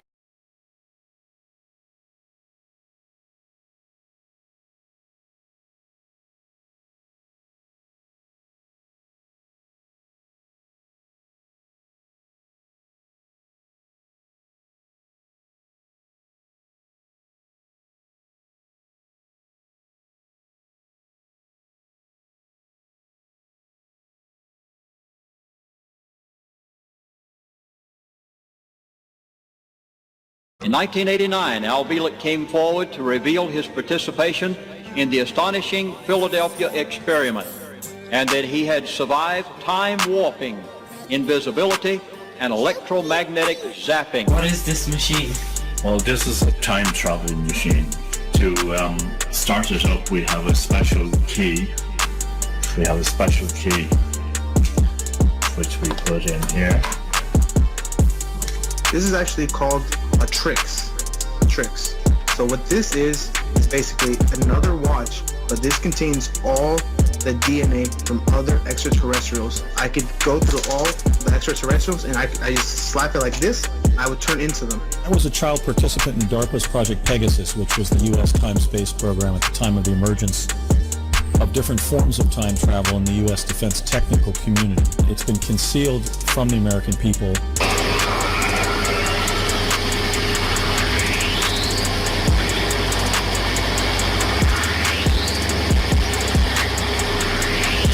Essentially meaning that the rate at which time passes can be sped up or slowed down is probably the simplest way to put it. Time can be sped up or slowed down. Correct.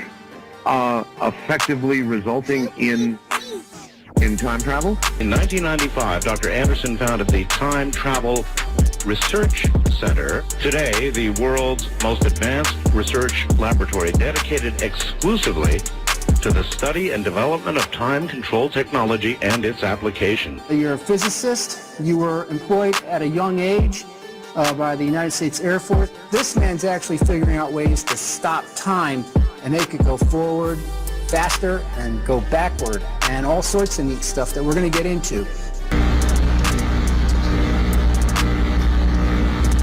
His people at Area 51, and they're there most of the time, and he is there off and on. Most people think that time travel is impossible, but believe it or not, there's no law of physics preventing time travel. We now believe that the river of time may have whirlpools. The river of time may fork into two rivers, and the river of time may perhaps be bent like a pretzel. Among the items he says he saw and handled were a piece of metal with really unique properties. The atoms, he said, were all aligned. It had a hardness and strength which could not be duplicated by human technology. He saw photographs and reports concerning autopsies performed on alien bodies. Time travel is something you have to take very seriously, because Einstein's equations do allow for time travel. And they're blueprints, blueprints for different kinds of time travel designs that are compatible with Einstein's theory. The Montauk Project, what was it? What is it? The Navy fighter aircraft were all equipped with the invisibility system, and the continuation of research begun during World War II on time travel. Very few people know that the Germans developed a working time machine in 1945. We won't go without this machine, without that key. Yeah. And then we have safety switches on it. We have safety switches. By 1968, the U.S. defense community had pioneered Tesla teleportation, which is the capability to open up a vortal tunnel in time-space through which somebody can pass. And by the fall of 1970, had found a way to adjust the time of the arrival of the individual via teleportation. Right now, what we're doing is we can create a small self-contained, what we call time warp field. And within that field, we can accelerate the rate at which time passes or slow down the rate at which time passes relative to the time rate outside of the field. Many of our nation's top theoretical physicists insist that with a proper amount of energy, time travel is definitely going to be possible. Believe me, it's interesting. It is true that time travel is possible within our laws of math and physics. The first products that most of your listeners will see in the marketplace will be time control devices. For example, they might see a chamber used in a hospital that has the ability to slow down time. If you have an infinite cylinder and the cylinder rotates, and you dance around the cylinder like dancing around the maypole, you can also come back before you left and meet your parents before you're born.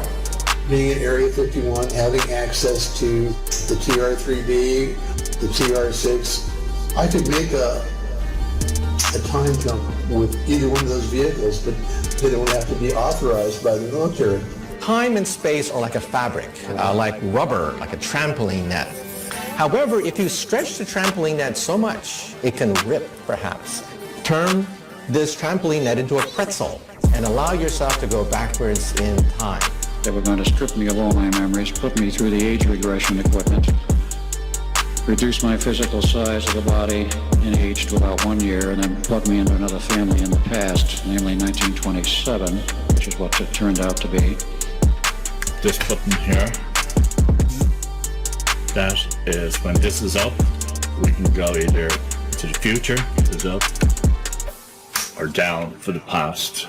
We have some remarkable technical capabilities that have been held back from the public that we could use to literally transform our society. And Nikola Tesla discovered a form of energy that he found was latent and pervasive throughout the entire physical universe. The creation of a field that will allow you to accelerate or slow down the rate at which time passes.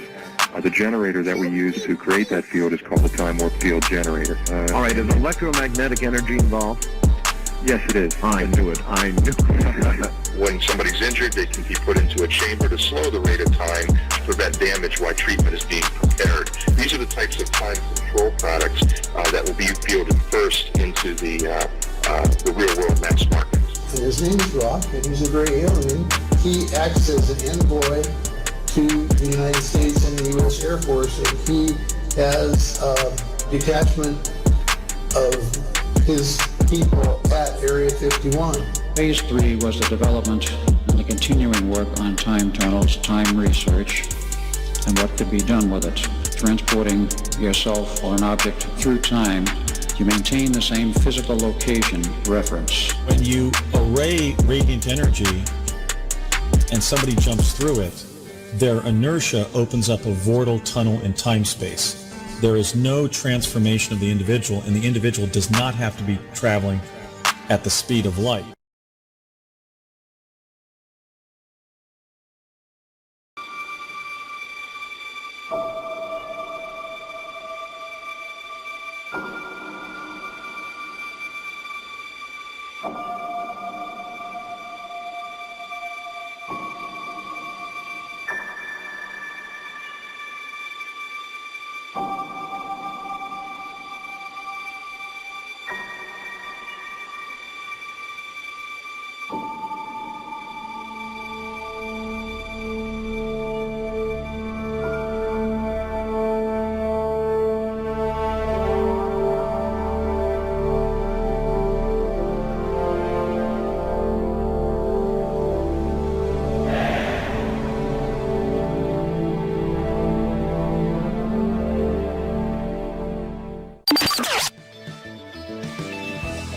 Hidden Magnetic Portals Around Earth, presented by Science at NASA. A favorite theme of science fiction is the portal, an extraordinary opening in space or time that connects travelers to distant realms.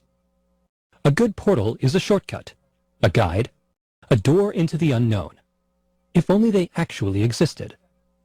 It turns out that they do, sort of. And a NASA-funded researcher at the University of Iowa has figured out how to find them. We call them X-points, or electron diffusion regions, explains plasma physicist Jack Scudder of the University of Iowa.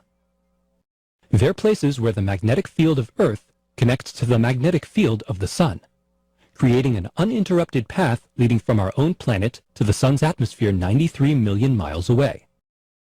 Observations by NASA's Themis spacecraft and Europe's cluster probes suggest that these magnetic portals open and close dozens of times each day.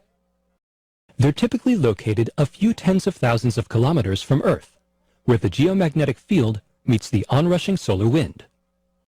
Most portals are small and short-lived. Others are yawning, vast, and sustained. Energetic particles can flow through the openings, heating Earth's upper atmosphere, sparking geomagnetic storms, and igniting bright polar auroras.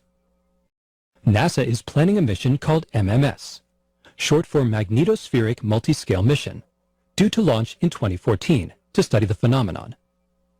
Bristling with energetic particle detectors and magnetic sensors, The 4 spacecraft of MMS will spread out in Earth's magnetosphere and surround the portals to observe how they work.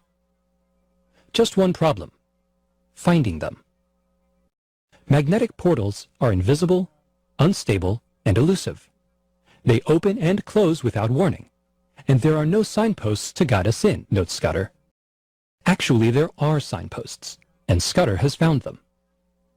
Portals form via the process of magnetic reconnection. Mingling lines of magnetic force from the Sun and Earth crisscross and join to create the openings. X-points are where the crisscross takes place. The sudden joining of magnetic fields can propel jets of charged particles from the X-point, creating an electron diffusion region. To learn how to pinpoint these events, Scudder looked at data from a space probe that orbited Earth more than 10 years ago. In the late 1990s, NASA's Polar spacecraft spent years in Earth's magnetosphere, explains Scudder, and it encountered many X-points during its mission. Because Polar carried sensors similar to those of MMS, Scudder decided to see how an X-point looked to Polar. Using Polar data, we have found 5 simple combinations of magnetic field and energetic particle measurements that tell us when we've come across an X-point or an electron diffusion region. A single spacecraft, properly instrumented, can make these measurements. This means that a single member of the MMS constellation, using the diagnostics, can find a portal and alert other members of the constellation. Mission planners long thought that MMS might have to spend a year or so learning to find portals before it could study them. Scudder's work shortcuts the process, allowing MMS to get to work without delay. It's a shortcut worthy of the best portals of fiction. Only this time, the portals are real. And with the new signposts, we know how to find them. For a portal to more NASA science news, visit science.nasa.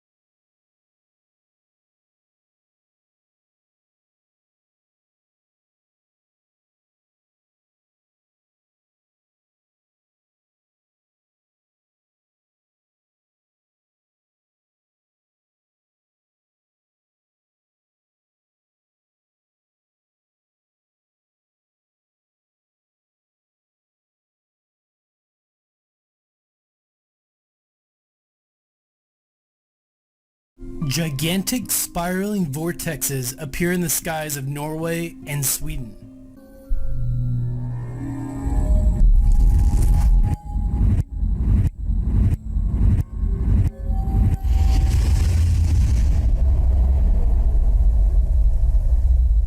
In the early hours of December 9th, 2009, thousands of people in northern Norway and Sweden were roused from their beds by concerned family and friends to witness an incredible celestial event. Some were just curious about the unusual light display. Others were frightened for their lives when they saw the massive white spiral with the blue tail, growing at immense speed, with what appeared to be a black hole at the center. There had recently been serious concerns raised about atomic testing at the nearby Large Hadron Collider in Switzerland that could potentially generate a black hole capable of swallowing the Earth. Some speculated it could be ionospheric testing by ESCAT in Tromsø, the Norwegian version of Alaska's HARP program. Others observed the tunnel-like appearance of the phenomenon and thought it was a wormhole in space, possibly opened by extraterrestrials. Media outlets and police switchboards were flooded with reports of the event. Government officials scrambled to confirm a reasonable explanation and were quick to suggest a Russian missile test, which Russia quickly denied and then strangely changed their story just 24 hours later. Russia suddenly claimed it was a test of their new 40-foot Bulava missile gone wrong. A rare and embarrassing admission for Russia to make, but also one that didn't quite make sense. There were no reports of the sighting from Russia or Finland, closest to the alleged test site in the White Sea, and analysis of the video footage reveals a spiral 150 miles wide. Just what could these things be? Could a missile really continually spin around in perfect circles to make a vortex such as this? And if so, why were they testing missiles over populated areas anyway?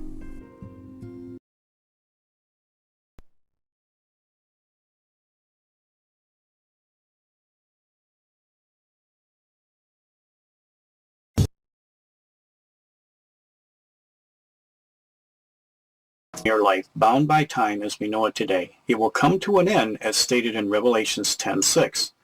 And the angel which I saw stood upon the sea and upon the earth, lifted up his hands toward heaven, and sware by him that liveth forever and ever, who created heaven and the things that were therein, and the earth and the things that therein are, and the sea and the things which are therein, that there should be time no longer. Yes, you just read it. It's in the Bible. Sometime during the Great Tribulation period, linear time will cease to exist as we know it today. Time and our concept of time is what physically separates dimensions. Here are the scriptural truths of this. Ecclesiastes 3:15, that which is has already been, and what is to be has already been, and God requires an account of what is past. By this scripture, we can see that past, present, or future of all things from God's perspective has already happened, and he requires an account for it all. God lives outside of time. That is why when addressing prophetic future events in the Bible, as told through the prophets, many times God speaks in the past tense for things that to us have not even happened yet, but to him it is already past. The idea of time as another dimension is confirmed by the words of Jesus. When Jesus stood before Pilate, he was asked if he were a king. Jesus responded in John 18:36, "My kingdom is not of this world. If my kingdom were of this world, my servants would fight, so that I would not be delivered to the Jews. But now my kingdom is not from here." Pilate therefore said to him, "Are you a king then?"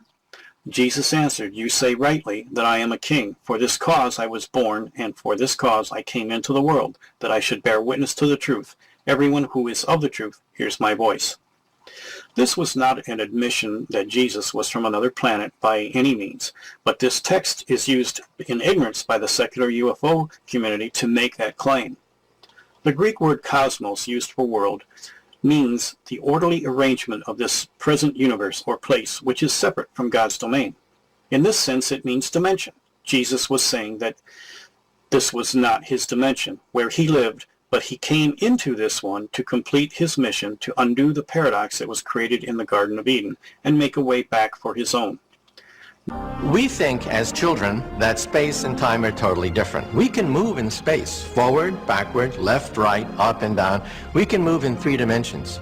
Einstein gave us a concept of the 4th dimension, that time is the 4th dimension, that if you were to have lunch with somebody in New York City, where I live, you'd say, meet me on 5th Avenue, on 42nd Street, on the 10th floor at noontime.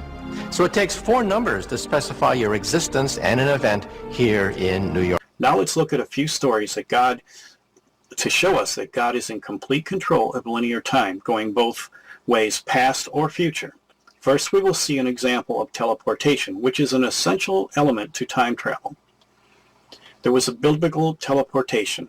Acts 8:20, come up out of the water, the Spirit of the Lord caught away Philip, and the eunuch saw him no more, and he went on his way rejoicing. But Philip was taken from the Gaza desert to almost 30 miles away, instantly to the former Philistine city of Ashdod, now called Azotus. Liberal apostate theologians try to tell us that this was a normal trip and nothing miraculous happened. I say that is an outright lie. It was described that Philip encountered an angel of the Lord who told him to make a normal trip by foot into the desert. Then it said he was caught away by the Holy Spirit back to this other city. The same word is used for the saints who are caught up, commonly called the rapture. Yes, something supernatural happened, and it was a miracle. However, this miracle does have a physics and a framework that was created by God, and it does exist. Once man discovered or was given this understanding, in his vanity, he thinks his eyes will be opened and he will be like God, just what Satan had promised. Dealing with Satan, you will always get more than you wanted and never what you needed. Now let's see how time was made to stand still.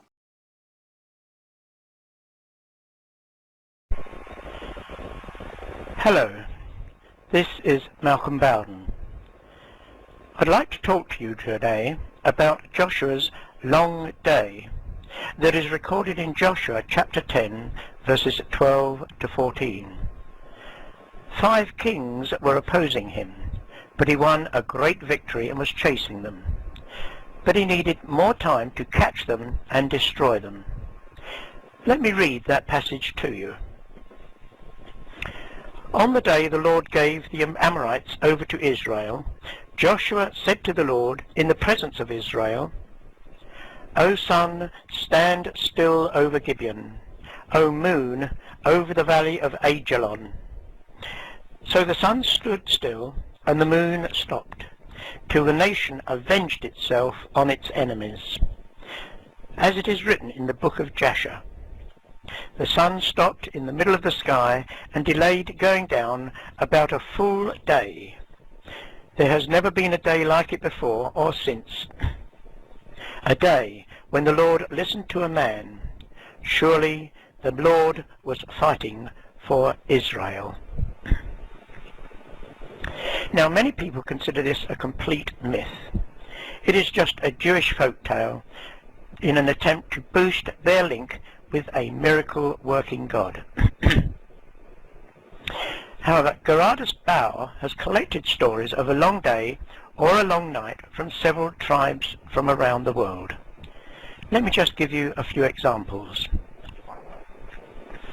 In Egypt, the Greek historian Herodotus recorded that when he visited Egypt, the priests there showed him an ancient manuscript that told the story of a day that lasted twice as long as a normal day.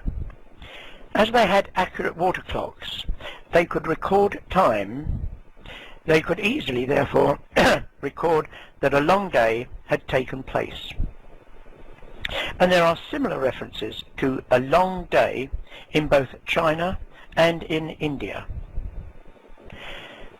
Several North American Indian tribes have accounts of long nights. The Ojibways, Wyandots and the Bungis tell of a long night. The Omahas tell of the sun being caught in a rabbit's trap and only released just before dawn. The Dogroods tell of the sun suddenly becoming dark at noon. Similarly, in South America, the Mexicans, Aztecs, Mayans and Peruvians, and in West Africa also, there are stories of a long night. Now, some may think that these stories have arisen because of the superstitious nature of ancient people. So if so, there would be surely a random distribution. One tribe might have fabricated a story of a long day, and a few miles away, another tribe might have a story of a long night. But that is not what we find, because there are two interesting features of these stories. First of all, if you plot the stories on a map of the world, you see quite quickly that they are gathered into two areas. The long day stories are gathered in one area, Egypt, China and India, and in the second area, North and South America, there are stories of a long night. Now you can plot the shadow of night and day as it travels around the world, and at that time of the year it is like a sine wave, a curve that rises to the north hemisphere and then falls to the south and then goes back to the north again as it travels round the earth. Now it is possible to move this shadow to such a position that the shadow of night completely covers all the long night stories, and the daylight part of the curve on the upper section covers all the long day stories. Therefore, these stories cannot be random local myths, but a worldwide event that actually happened and is recorded in the folk stories of those people that actually experienced it. Now, the other point is that the exact position of the shadow is not certain. It can be moved within certain limits. However, there is one point that defines just where that shadow should be. Sir James Fraser records that on a hillside on an eastern island of Fiji, the natives tie the weeds together, quote, to stop the sun going down, as it is said that it once did. This places the edge of the shadow at this point, giving a more accurate position for where the sun stood still. From this, Gerardus Bauer calculates that the time was about 9 a.m. in Israel. Now, using the historic dates from these tribes, Bauer calculated that it was May the 18th to the 15th in 1448 BC, and that it started at about 9 a.m. for Joshua's long day to begin. Now we will see how time was made to go backward, something many physicists who claim future travel is possible, but travel to the past is. In spite of man's assumed knowledge, the Bible says otherwise, and we have an example where God reversed time for just a few hours. In those days Hezekiah became ill and was at the point of death. The prophet Isaiah, son of Amos, went to him and said, "This is what the Lord says. Put your house in order, because you are going to die. You will not recover." Hezekiah turned his face to the wall and prayed to the Lord.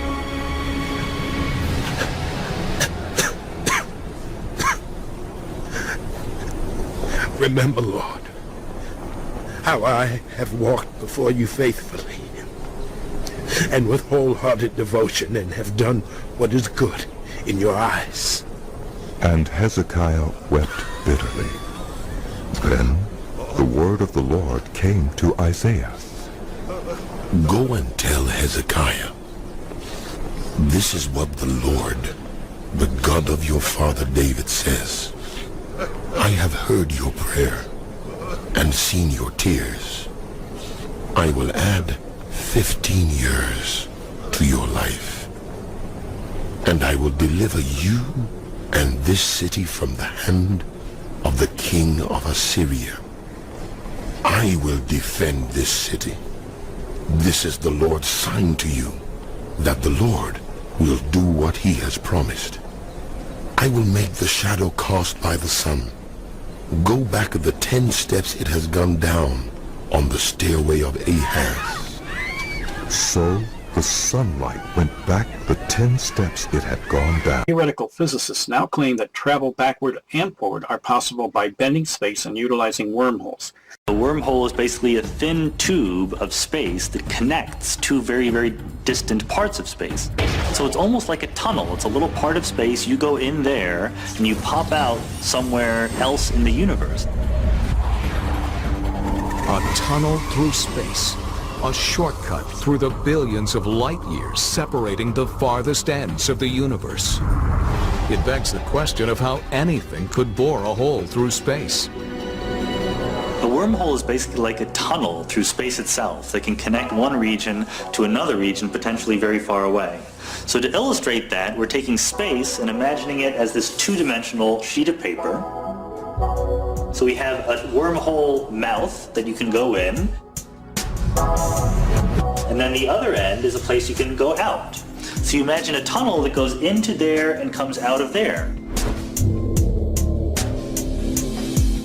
And you might say, well, it would take me longer to get from one place to another if I went through that tunnel than if I just took the direct route through ordinary space. But the point is that Einstein tells us that space and time are curved, they're flexible. So we can imagine picking up this piece of paper and curling these two regions so that they're close to each other. Then you go into that end of the wormhole, you come outside the other end, and there's a shortcut in between them in which the distance is not that much. So the wormhole provides a way that you can travel what appears to be a very long distance in a very short period of time. Could the Bible actually describe this as a truth already known by God because he created this method? Yes, of course, and here is the scriptures mixed in with what the scientists claim. Hold on to something, this is a mind. In the 22nd chapter of 2 Samuel, which is exactly the same song mentioned by King David in Psalms 18, David is recounting and singing praises to the Lord for a great victory he had just had at the hands of the Lord over his enemies. He describes praying to the Lord for help and then describes the Lord upon hearing David, which comes from his throne in heaven to earth to deliver him from his enemies. Most commentaries through the ages have avoided making any comments to this particular text, and in any translation or commentary of this text, it does not seem to make any sense at all. It is because they were trying to understand something that in their time could not make any sense to them at all. They translated the words to the best general overall definition and just left it at that. Until this time now, the time of the end, we can now look and understand the meanings of these original Hebraic words, and it's a mind blower. So let's take word by word and sentence by sentence this text in 2 Samuel. In context, this is a narration of David praying, God answers, and then he is coming to earth from heaven to deliver David from his enemies. This is not some flowery poetic description of some kind of allegorical or spiritualistic text. This is a literal narration under the inspiration of the Holy Spirit as to how God is traveling from heaven to earth. He bowed also the heavens and came down. Old Testament Strong's number 5186 says, Natah is a primitive root to stretch or spread out, by implication to bend. In other words, he bent space and came down.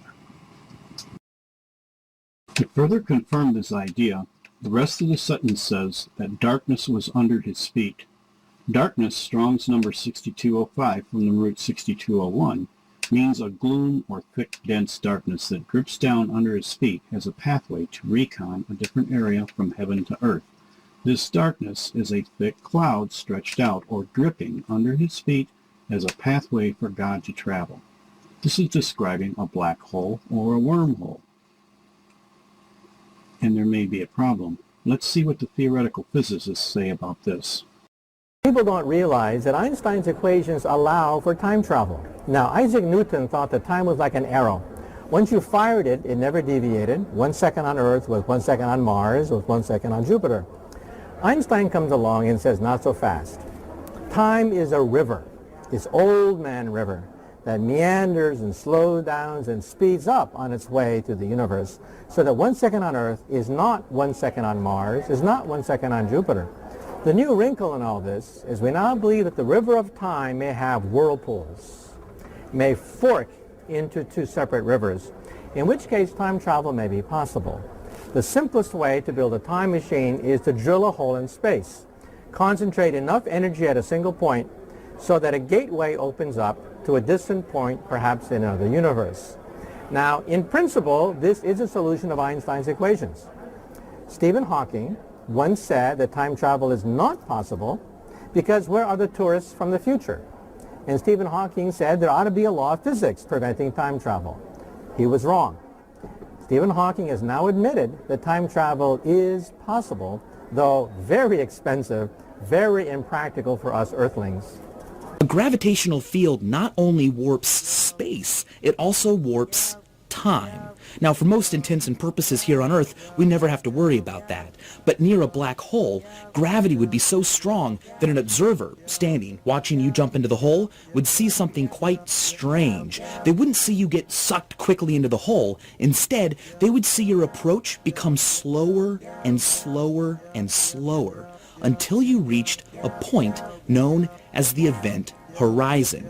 This is a point in space where, once crossed, there's no going back. It is at that point that light can no longer escape. And so to a person watching you fall into the hole, that would be where your journey ended. You would seem almost frozen in space, the light coming off your body becoming increasingly red-shifted until you simply faded into nothingness. They would never see you cross the event horizon. But for you, of course, everything would seem fine and dandy. You would continue past that horizon to your now inevitable death. As you continue to approach the black hole's singularity, your view of the entire universe would get compressed into a smaller and smaller point in space behind you. If the black hole we're jumping into is large enough, things might actually be quite comfortable at that event horizon. We'll know that we're never going to escape and that our lives are pretty much over, but it might take us hours to actually reach a point where things started to hurt. Why would they hurt? Well, the closer you get to the singularity, the more significant the difference in gravitational pull is across space. And so parts of me that are closer to the singularity would be pulled more strongly than parts that were facing away. And my entire body would be stretched toward the singularity. The effect would be so incredible, scientists don't usually call it stretching, they call it spaghettification. Once you reached this point, you would be dead. Your molecules would be violently ripped and stretched apart, and when they got to the singularity, well, we don't really know what would happen. Perhaps they would completely disappear in violation of all the laws of physics, or maybe they would reappear elsewhere in the universe. It's believed that a moving or spinning black hole might actually create what is known as a wormhole, a way of transitioning across space faster than light. Not in any way that violates the laws of science, but in a way that takes advantage of the universe's dimension. The rest of 2 Samuel 22:10 says, with darkness under his feet. The Hebrew words for darkness and feet, from their root words, can be telling us that the darkness described here is a dense, thick cloud stretched out or dripping around as a pathway for God's feet to examine what is going on. This could be describing a black hole or a wormhole. The Bible concurs with this problem of entering the eternal state of existence by mortal man. In 1 Corinthians 15, verses 50 and 51, now this I say, brethren, that the flesh and blood cannot inherit the kingdom of God, nor does corruption inherit incorruption. The word for cannot is a combination of two different Greek words. One is number 3756, which basically is no. It's primary word. Now the second word, number 1410, is the word dunami, and that basically is the power or ability. So this is absolutely no power or ability to inherit the kingdom of heaven. This is a frailty that exists in man. And it has to do with this mortal life. It also has to do somehow with blood. Mortal life is in the blood, as proclaimed in the Levitical laws in Leviticus 17:11. Jesus was described as having flesh and bone and not a disembodied spirit after the resurrection, yet he just walked through a wall and told Thomas to touch him. He was physical, but different than the earthly form. This is found in Luke 24:39. He is the firstborn of the dead, and we who believe in him are what follows him after our deaths, or at the rapture. This is found in Romans 8:29 and Colossians 1:18.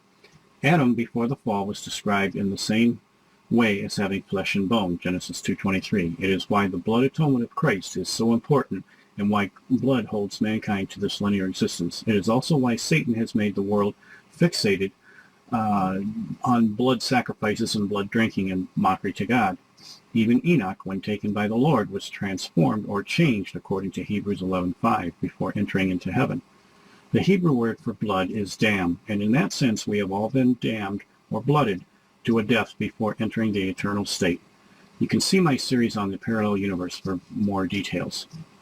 So this is why the story of Philip being transported to another place is significant. It tells us that solid objects, including humans on a molecular level, can be taken apart and reassembled somehow through the space-time continuum.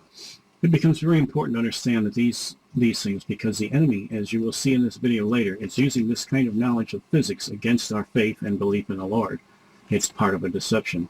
It becomes necessary to understand these things so we have a solid foundation to our faith and understanding of how God has directed his love toward us. This prevents us from being deceived by Satan's master plan. We must briefly describe what the clouds of heaven are in relation to time because it is pivotal to understanding how God does things and how Satan, the great impostor, has broken these laws to give mankind forbidden knowledge to think he can be like God. 2 Samuel 22:11 says, "And he rode upon a cherub and did fly, and he was seen upon the wings of the wind." If we let the Bible interpret itself by itself proper, we see that this riding upon something is interchangeable with the use of cherub, which is an order of an angel, and some kind of cloud. Other scriptures about this include Isaiah 19:1, the Lord rides upon a swift cloud, Psalms 18:10, and he, God, rides upon a cherub and did fly, he did fly upon the wings of the wind. Is this interchangeable use of cloud and cherub a metaphor for administering God's grace as a vehicle, like some commentaries say, or could it literally mean a heavenly taxi cab type vehicle? The next verse helps us toward a conclusion. Psalms 104:3 says, "Who makes the clouds his chariot, who walks upon the wings of the wind." In this verse, chariot is describing a literal transportation vehicle and has no metaphorical use whatsoever anywhere in the Bible. It is a vehicle in the use as a transportation. Now, the clincher to this thought is confirmed as doctrine, or can be considered doctrine, because it's found written by the prophet Ezekiel, and in the context, his now famous wheels within a wheel, that the UFO community ignorantly tries to claim and make the claim that these clouds of heaven are actually extraterrestrial spacecraft from another planet. Ezekiel, in describing, in the first chapter, he's walking along the river Kabar, when he sees heaven open and a cloud appears. Whenever a person or name appears in a story, this is to be taken as a historical narration of an actual event, not metaphorically, not symbolically. We get a description that matches the angelic beings that were built and placed on top of the Ark of the Covenant and covering within it. After a long description of visionary things and events that are symbolic, 10 chapters later, the literal encounter with that cloud came through an opening in heaven, and it is concluded by Ezekiel. It is interesting that the self-proclaimed biblical experts from the secular UFO community conveniently forget to mention this last part of the text of Ezekiel's wheels within a wheel. Ezekiel makes a conclusionary statement, a rather important one actually. In Ezekiel chapter 10, verse 20, "This is the living creature that I saw under the God of Israel by the river of Kabar, and I knew that they were the cherubims." The clouds of heaven Ezekiel saw was something he was already familiar with from prior encounters. He ties this whole thing up neatly by saying it all right here. The clouds of heaven are a living creature, a cherub, an order of an angelic being, but a living vehicle. This idea of living organic vehicles may have an important significance to another claim and problem theorized by physicists. So let's hear about it. So now let's take a look at what some of the theoretical physicists are claiming a problem might be with. Space and time were considered to be separate and distinct concepts. With Einstein's special theory of relativity, in fact, it turns out that one can't really separate space and time, that they are intimately wrapped up in each other, and the amalgamation of the two is what physicists call space-time. Einstein says the faster you move on the stage of life, the slower your clock beats. The faster you move, the flatter you become. Now, as bizarre as this may seem, this has been verified many times. Every time we send an astronaut into outer space, we're sending him into a time machine. Every time he comes back, he is a fraction of a second younger. So he has been hurled a fraction of a second forward in time.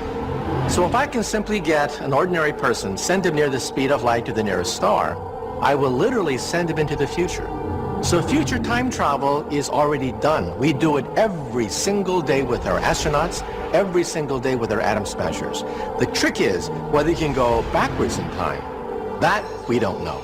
Several different theoretical physicists at different times have actually, on paper, described how to build time machines.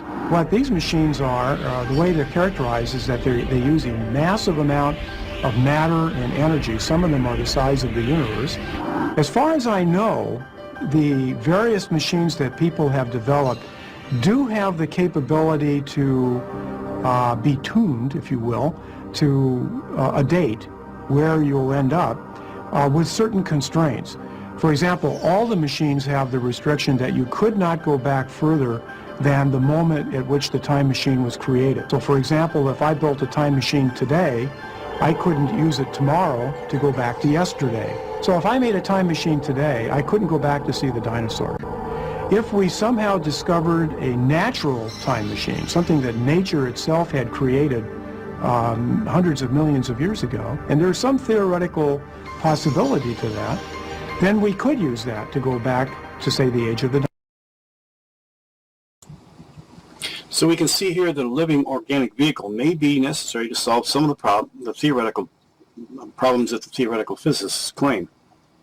Another connection with the use of cherub and cloud is the association of wings of the wind.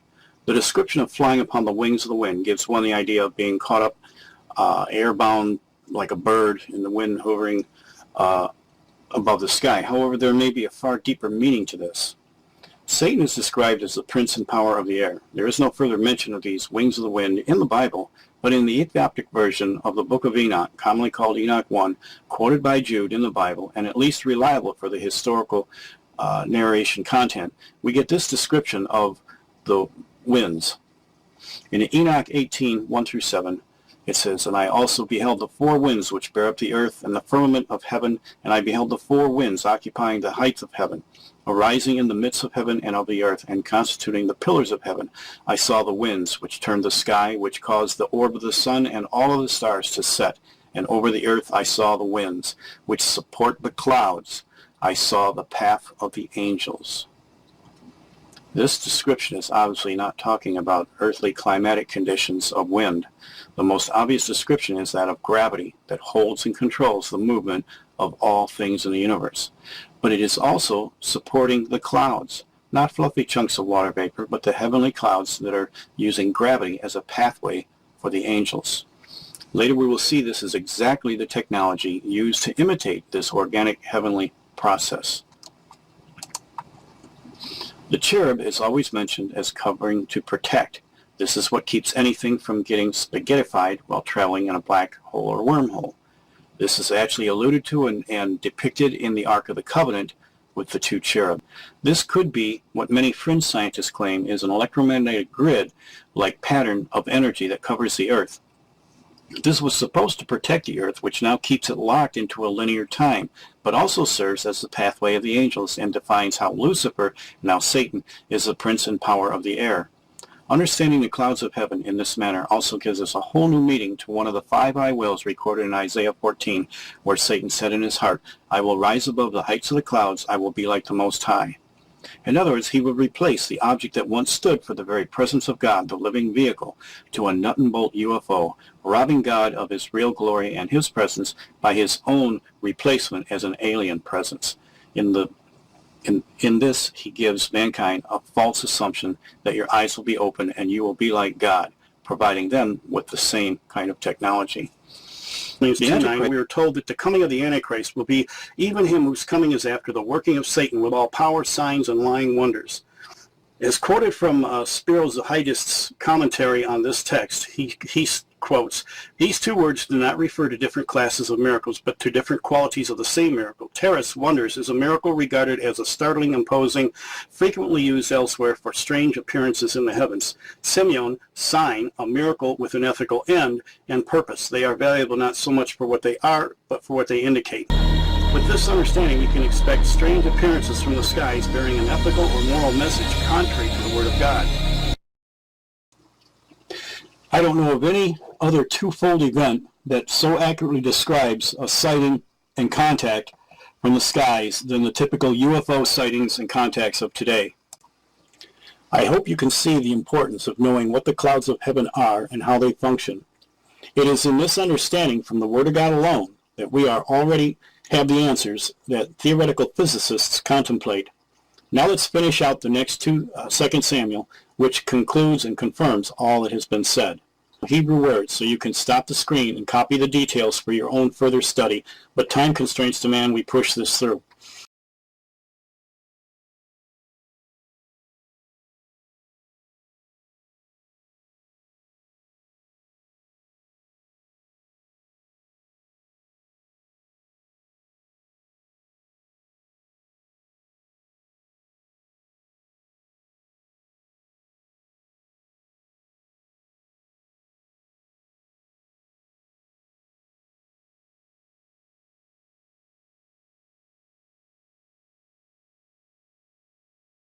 Second Samuel 22:12-13 says, "And he makes darkness pavilions round about him, dark waters and thick clouds of the skies.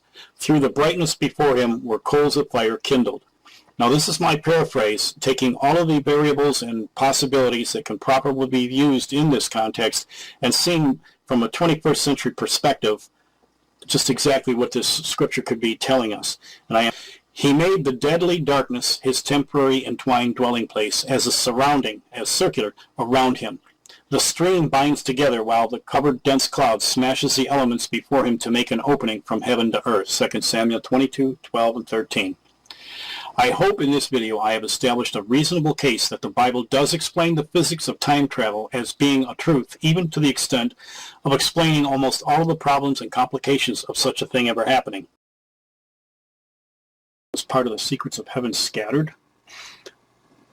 First, let's look at the non-canonical book of Enoch, called Enoch 1. This is the only book alleged to be written by Enoch that does not conflict with the Bible and is actually quoted by Jude. So for the historical narration, I do believe it can bring us an enhanced understanding of what the scriptures have to say also. In this we read that part of the judgment from Genesis 6 was not only the interbreeding of angelic hosts with humans, but there was a scattering of heavenly knowledge given to the pre-flood world. In Enoch 63:1 and 64:6 says, "These are the angels who have descended from heaven to earth, and have revealed secrets to the sons of men, and have seduced the sons of men to the commission of sin. A commandment has gone forth from the Lord against those that dwell on the earth, that their end may be, for they know every secret of the angels."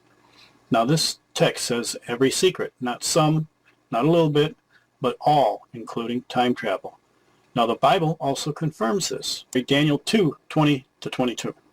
"Blessed be the name of God forever and ever, for wisdom and might are his. He changeth the times and the seasons. He removes kings and sets up kings. He gives wisdom unto the wise and knowledge to them that know understanding.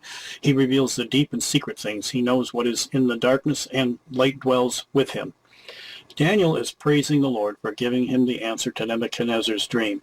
He then goes on to describe God's authority over all things. Included in this confirmation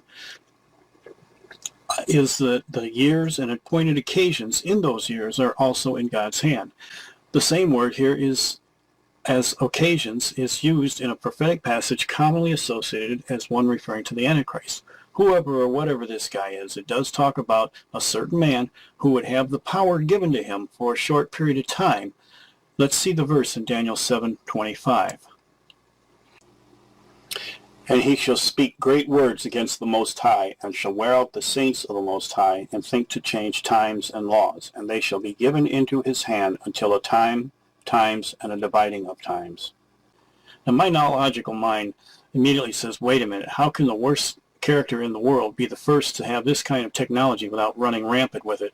I mean, what measure of control, what possible control can be given with such a crazy guy? When this came to me as a revelation, I thought it was nuts, so I can understand if you think so also. This was during a time of fasting and prayer, so that very day I was praying somewhat angry at God for being told this and crying out to him, saying, no one's ever going to believe this. How can I possibly convey this or say this to anyone? I don't know what you mean by this. I went to bed confused, frustrated, a little bit upset. A lot of bit upset. And that night, another 4 o'clock in the morning wake-up call from the Lord. He told me, Jim, you always wondered why I allowed evil to go so far.